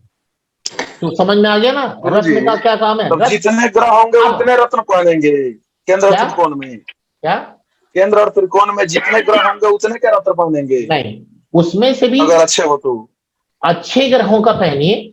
कुछ लोग 3-3 4-4 पहनते हैं, लेकिन अगर अच्छे ग्रह का आप नहीं पहन रहे हैं, मतलब सारे ग्रह का नहीं पहन पा रहे, कोई बात नहीं। जो राजयोग कारक ग्रह है, योग कारक, राजयोग नहीं, योग कारक। योग कारक कौन हो गए? जो आपकी कुंडली में केंद्र और त्रिकोण दोनों के स्वामी हो, जो मैंने आपको शुरू में बताया था। और अगर वो कुंडली में आपके अच्छे होते पहनिएगा, ये कॉन्सेप्ट लगा है उसमें। जैसे गुरुजी, गुरुजी भाग्येश अगर वो अष्टम में जाके बैठा है या छठे स्थान में बैठा है या द्वादश स्थान में बैठा है, छठे और 12वें तो चल भी जाएगा, 8वां तो बिल्कुल भी नहीं चलेगा, हाथ जोड़ लीजिए। तो 8वें बैठा है तो उसका रत्न नहीं पहनाना है या नहीं पहनना है। 8वें घर में बैठा हुआ ग्रह अपने आप में समस्या है, भले वो आपका भाग्येश हो, भले वो आपका लग्नेश हो जी। ये अगर रत्न नहीं पहने, अगर समझ क्या रुद्राक्ष अगर डायमंड बोला है, क्या डायमंड, क्या गुरुजी क्या रुद्राक्ष पहन सकते हैं? किसी को अगर देखिए, रुद्राक्ष पहना जा सकता है, लेकिन रुद्राक्ष के बहुत सारे नियम है। रुद्राक्ष और रत्न में अंतर क्या है? रुद्राक्ष और रत्न में अंतर क्या है कि रुद्राक्ष आपके ग्रहों को आपके अनुसार अनुकूल बना देंगे। अगर वो खराब जगह भी बैठे हैं या जैसे भी हैं तो वो उनको ठीक कर देंगे। अगर अच्छे हैं तो अच्छा कर देंगे, बुरे हैं तो भी उसको अच्छा करके आपकी रश्मियों को पहुंचाएंगे। हाँ, वही पूछ रहा था गुरुजी। हाँ, और रत्न में क्या है? रत्न में क्या है? रत्न में ये है कि वो जैसे भी है वैसे ही वो पावर खींच लेंगे, जैसे भी है वो वैसे उसकी पावर को खींच लेंगे। जैसे लग्नेश है, भाग्येश है, त्रिकोणेश है, ये अगर गलत स्थान में जाके बैठा है तो उसका मतलब रुद्राक्ष पहना जा सकता है। रुद्राक्ष पहना जा सकता, लेकिन रुद्राक्ष नियम क्या है? रात में सोने से पहले आप उसको उतार दीजिए, सवेरे स्नान ध्यान करके उस रुद्राक्ष को फिर से पहन लीजिए। अगर आप नॉन वेज खाते हैं तो पहले रुद्राक्ष को उठा के मंदिर में रखिए, फिर नॉन वेज अपना खाइए, जो भी मांस मदिरा जो भी लोग खाते हैं वो अपना करके फिर आपको नहा धो के फिर आप उस रुद्राक्ष को पहनिए। रुद्राक्ष पहन के नहीं जाना है, टॉयलेट जा रहे हैं रुद्राक्ष पहन के नहीं जाना, रुद्राक्ष उतार के जाना है। इसलिए या टॉयलेट में मतलब पेशाब करना नहीं बोला गया, वहां पे क्या नाम है आपसे मतलब मल त्याग को बोला गया है। पेशाब करता है इसे तो उतारते रहेंगे दिन भर। गलत हाथों से उसको नहीं छूना है, गलत हाथों से नहीं छूना है उसको। ये है रुद्राक्ष सबसे बड़ा ड्रॉबैक, इसीलिए रुद्राक्ष सब लोग नहीं पहन पाते। जैसे किसी का अंत्येष्टि संस्कार में जाते उससे पहले उतार दीजिए, वहां पे नहीं जाना है। और घर में कुछ हो गया तो गुरुजी तो उतार के रख दीजिए मंदिर में। अच्छा, ठीक। उतार के मंदिर तो भी सभी प्रकार के पहन ले तो सब अनुकूल हो जाएंगे, सभी प्रकार के रुद्राक्ष? नहीं, एक्चुअल क्या होता है कि सभी प्रकार के हम पहले तो सभी अनुकूल हो जाएं। बहुत पहले आपको याद, बहुत पहले क्या, अभी 4-5 साल पहले 9 रत्नों की अंगूठी चलती थी। बहुत लोग जैसे आजकल देखिए, जिसको देखिए वो अपने हाथ में कछुआ पहने पड़ा है। जी गुरुजी, गुरुजी पता नहीं काहे पहन रहा है, उसका कोई भी ज्योतिषी सिद्धांत नहीं, कोई भी ज्योतिषी सिद्धांत नहीं। 9 रत्न की अंगूठी किसी भी कीमत में फायदा नहीं कर सकती, क्योंकि आपकी कुंडली में कोई ग्रह अच्छे हैं कोई बुरे हैं, आपने अच्छे बुरे सबकी पावर बढ़ा ली। तो अच्छा वाला अच्छा करेगा, बुरा वाला बुरा करेगा। वही स्थिति होगी कि ना पहनने और पहनने। अब आपने पहनने तो और एक्टिवेट कर लिया है। और बहुत छोटा भी तो रहता है गुरुजी, छोटा छोटा कहाँ से काम करेगा? काम भी नहीं करेगा। दूसरी बात है कि वो जो देखिए ग्रहों की, यही तो रत्न की पावर है। रत्न जितने अच्छे होंगे, जितने क्रिस्टल क्लियर होंगे, उतनी ज्यादा वो इलेक्ट्रोमैग्नेटिक रेस को खींच पाएंगे। अब हमसे तो कोई बोल रहा था कि ये रत्न तो हमें 100 रुपए का मिल जाता, तो ले लो भाई, वो रत्न है कि कांच है, देख लो जाके। रत्न यार नाम ही रत्न है, जो दुर्लभ हो जो चीजें उसको रत्न कहते हैं। वो सस्ते कहां से मिलेंगे? और कोई सस्ता दे रहा है तो उल्लू बना रहा है। रत्न सस्ते अगर हैं तो क्वेश्चन मार्क है वहां पर, ये रत्न है। सिंथेटिक बनाते हैं गुरुजी आजकल। हाँ, सिंथेटिक बना लेते हैं, बहुत सारी चीजें चलती है, कांच चलता है, बहुत सारी चीजें हैं। रत्न अगर ओरिजिनल होगा तो वाकई आप मान के चलिए उसकी कीमत होगी भाई। एक पत्थर कोयला मिलता है धरती से, वो भी कुछ ना कुछ रेट का होता है। अब समझिए उस कोयले को तराशा गया, किसी तरह से लेकर के उसको स्टोन के फॉर्म में कन्वर्ट किया गया, उसकी लेबर कॉस्ट ही कितनी महंगी हो गई, और आप सोच रहे हैं आपको 20 रुपए मिल जाए। गुरु जी पुरी में लेकिन गुरुजी एक कम और में बात मिलता सुने है। जी पुरी में, गुरुजी पुरी जगन्नाथ में हाँ, ये रत्न बहुत कम में मिलते हैं, तो वो कितने प्यूरिफाई होते हैं ये नहीं पता, उसकी डेंसिटी क्या है, कितने हाँ प्यूरिफाई है, क्योंकि देखिए जिसको रत्न की जिसको नॉलेज होगी ना वो हर चीज बात समझ लेगा, वो तुरंत ऐसे देखेगा और कहेगा ये इतने का होगा। अच्छा। रत्न विज्ञान अलग है, उसके लिए जैसे आप डेंसिटी पता लगानी पड़ेगी, फायरिंग पता लगानी पड़ेगी कि कितनी फायरिंग है उस मतलब जैसे ओपल ओपल में फायरिंग देखी जाती है, बाकी रत्नों में क्लियरिटी देखी जाती है, डेंसिटी देखी जाती है, कलर देखा जाता है। अब पता चला पन्ना आपने पहना, पन्ने के अंदर हरा कलर ही नहीं, वो फायदे नहीं करेगा। हरा कलर है और केवल हरा ही है, कुछ उसके अंदर रेशा नहीं, वो बेकार है। पन्ना बहुत अच्छा पन्ना डार्क ग्रीन कलर का जिसके अंदर रेशे हो, क्रिस्टल क्लियर हो, वो बहुत महंगा ब्याह के पड़ेगा। आप सोच रहे हैं आपको 2000 रुपए का वो वाला पन्ना मिल जाएगा, कैसे मिल जाएगा भाई, और दे रहा तो कांची दे रहा पेंट करके आपको। फिर इससे तो अच्छा गुरुजी रुद्राक्ष ही पहने। नहीं, रुद्राक्ष के अपने नियम कानून है, उतने नियम कानून फॉलो नहीं होते, इससे अच्छा। और क्या रुद्राक्ष आपको अच्छा बताइए, 21 मुखी रुद्राक्ष कितने का मिलेगा? 21 मुखी रुद्राक्ष कितने का मिलेगा? एक दाने की बात कर रहे हैं, कितने का मिलेगा? महंगा मिलेगा गुरुजी वो तो, जैसे अब नेपाल कितने से का आता हो तो मिलेगा बताइए जरा हमको, कितने का मिलेगा?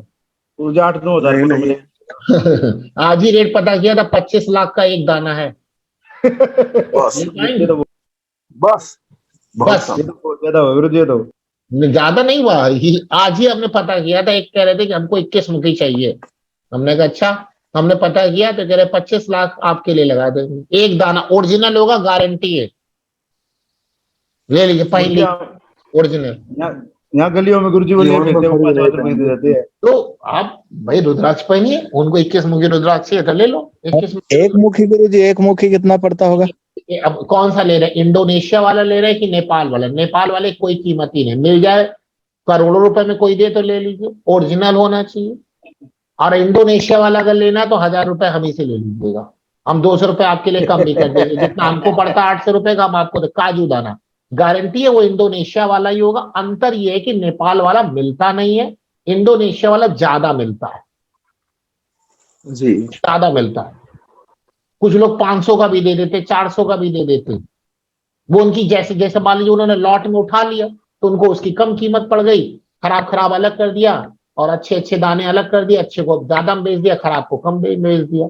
अब आपने कहा एक मुखी रुद्राक्ष 300 रुपए मिल गया, वो खराब वाला होगा। भाई पेड़ पे फल मिल रहे हैं ना, पेड़ पे सारे आम लगे हैं, काम लेकिन तो दोनों करें ना पेड़ पे गुरुजी। जितने आम लगे सारे आम की कीमत सेम होगी क्या? नहीं, अच्छे आम अलग हो जाएंगे, खराब आम अलग हो जाएंगे। वही चीज यहाँ पर भी होती है। गुरुजी काम तो दोनों करते होंगे ना गुरुजी, इंडोनेशिया वाला भी नेपाल वाला भी। काम देखिए अंतर, रत्न बोलते हैं जो दुर्लभ हो, रुद्राक्ष जो दुर्लभ हो, रेट हमेशा उन्हीं। अब जैसे आपको पता है ये सिलोनी माइंस है, और अभी न्यू सिलोनी माइंस जिसको हम लोग न्यू माइंस कहते हैं, तो अभी न्यू माइंस के अंदर बहुत सारे स्टोन्स मिल रहे हैं। अब वो जो आ रहे हैं जैसे सिलोनी गोमेद जो ओल्ड माइंस का था, ओल्ड माइंस का जो सिलोनी गोमेद की बात बता रहे हैं, वो 2,500 से 3,000 रुपए रत्ती मिल रहा है। कुछ लोग कहते हैं हम तो कितना 200-250 रुपए रत्ती में सिलोनी गोमेद पहन लेते हैं। वो अब यही सेम कैटेगरी न्यू माइंस में जो मिल रहे हैं उनका भी है। न्यू माइंस का अभी हमने अपने ही लिए लिया है, हमको पड़ा है 350 रुपए रत्ती, अच्छा है, बहुत अच्छा है न्यू माइंस का। और वही ओल्ड माइन पे जा रहे तो 250। अब क्या क्वालिटी अलग है? नहीं, ओल्ड माइन मतलब वो चीज मिलना बंद हो गई तो रेट बढ़ गए। भाई सिंपल सा दुकान का कॉन्सेप्ट है, जो चीजें मिलना बंद हो जाती है उसके रेट बढ़ा दो। आलू जो है गोडाउन में डाल दो, जब शॉर्टेज होगी तो निकालेंगे, 200 रुपए किलो बेचेंगे। जी जी जमीनी से तो पैदा हुआ। तो जो चीजें अब आपको चाहिए ओल्ड सिलोनी, किसी दिमाग में बैठ गया तो ओल्ड सिलोनी गोमेद चाहिए तो लो भी कितना रेट। अब न्यू सिलोनी गोमेद अगर केमिकल कंपोजिशन और सारी चीजें डेंसिटी उसकी क्लियरिटी सब देखते हैं तो देखिए हमने अपने लिए लिया 350 रुपए का पड़ा पर रत्ती। गुरुजी इन पे जब स्क्रैच पड़ जाती है तो इनका असर पड़ता है गुरुजी फल देने का? क्या जो रतन होते हैं गुरुजी इन पे स्क्रैच पड़ जाती है बिल्कुल बहुत तेजी से इफेक्ट बढ़ता है। गुरुजी माणिक आपको कितना समझना है कि पड़ेगा वो गुरुजी? पॉजिटिव है कि नेगेटिव है, वो आपको समझना है कि उसका इफेक्ट पॉजिटिव होगा कि नेगेटिव होगा। माणिक के कितना में आएगा गुरुजी? माणिक के पानी की कोई कीमत नहीं होती, कितने का, 50 रुपए से भी लेकर के आपको 5,000 रुपए रत्ती तक मिल जाएगा, 50 रुपए रत्ती भी मिलेगा। माणिक जितना ट्रांसपेरेंट होता जाए लेकिन रंग ना बदले, रेट बढ़ता जाएगा। माणिक, पारदर्शिता। हाँ ध्यान रखिएगा, 50,000 रुपए रत्ती भी मिल जाएगा आपको जो माणिक, लेकिन अगर ट्रांसपेरेंसी हो रही लेकिन रंग चेंज हो रहा है तो वो माणिक फिर नहीं ठीक है। लेकिन देखिए पहनने के लिए आप 200, 250, 300 रुपए रत्ती वाला ही पहन लीजिए, ठीक है। उसमें अब आप सोचे माणिक में हम ट्रांसपेरेंट माणिक ले तो फिर तो चीज ही दुर्लभ है। पसंद ही कुछ ऐसी चीज आई जो मिलती ही नहीं दुनिया में, और मिलेगी तो कितने रेट की मिलेगी वो आप ही सोचिए। तो वो देखना पड़ता है। अब इसके अंदर क्या है कि देखेंगे कि कोई भी ग्रह की कितनी पावर है, कितना बॉडी का वेट है और कितना हमें उसको बढ़ाना है, उसके हिसाब से उसकी रत्ती निकाली जाती है कि 5 रत्ती लेनी है। जनरल कॉन्सेप्ट ये होता है कि बॉडी वेट का 1/10 कर लीजिए, ये जनरल कॉन्सेप्ट चलता है। कुछ लोग कहते हैं कि षडबल ये आपने अटक गई। ठीक है, कुछ लोग कहते हैं कि षडबल में अगर ग्रह ज्यादा मजबूत है तो उसकी रत्ती कम कर लीजिए। कुछ लोग कहते हैं षडबल में अगर कमजोर है तो रत्ती बढ़ा दीजिए। उपरत्न हमेशा रत्न से ज्यादा पावर वाले लेने चाहिए या वेट उनका ज्यादा लेना चाहिए, तब वो फायदा करेगा। उपरत्न, रत्न तो कम में भी चल जाएगा। ठीक है, समझ में आ गई बात नहीं आ गई? तो ये लंबे साइंस है ये। रत्न को दोबारा भी काम में ले सकते हैं सर? क्या रत्न को दोबारा भी काम में ले सकते हैं? किसी ने एक ने पहन लिया फिर दोबारा पहन सकते हैं? नहीं, उसका भी शुद्धिकरण होता है एक्चुअली। क्या देखिए, ये ऐसी चीज हो गई कि जैसे आपका अपना कपड़ा था और आपने अपने कपड़े अपने नाप का सिलवाया, आपने सब कुछ अपनी फिटिंग का करवाया, कुछ समय बाद आपका उस कपड़े से मन भर गया और आप किसी दूसरे को दे रहे हैं, वो कुछ ना कुछ तो प्रॉब्लम रहेगी ना। इसमें क्या होता है ना कि वो आपकी बॉडी के हिसाब से वो रत्न पॉजिटिव या नेगेटिव हो जाता है, पॉजिटिव या नेगेटिव हो जाता है। ठीक सर। ठीक है, तो वो आपके हिसाब से तो काम कर रहा है, अभी जरूरी नहीं कि दूसरे के हिसाब से काम करे। रत्न पहनाने में एक चीज और ध्यान देनी चाहिए, भले वो चाहे जितना योग कारक ग्रह हो, भले चाहे जितना अच्छा लग रहा हो, जो भी हो, अगर उसकी राशि में गुलिक बैठा हुआ है, गुलिक, तो वो रत्न कभी भूल के ना पहनाइएगा, भूल के। एक ही कुंडली आई थी हमारे पास देखने को, मतलब बहुत 8-9 इंडस्ट्री है उनकी,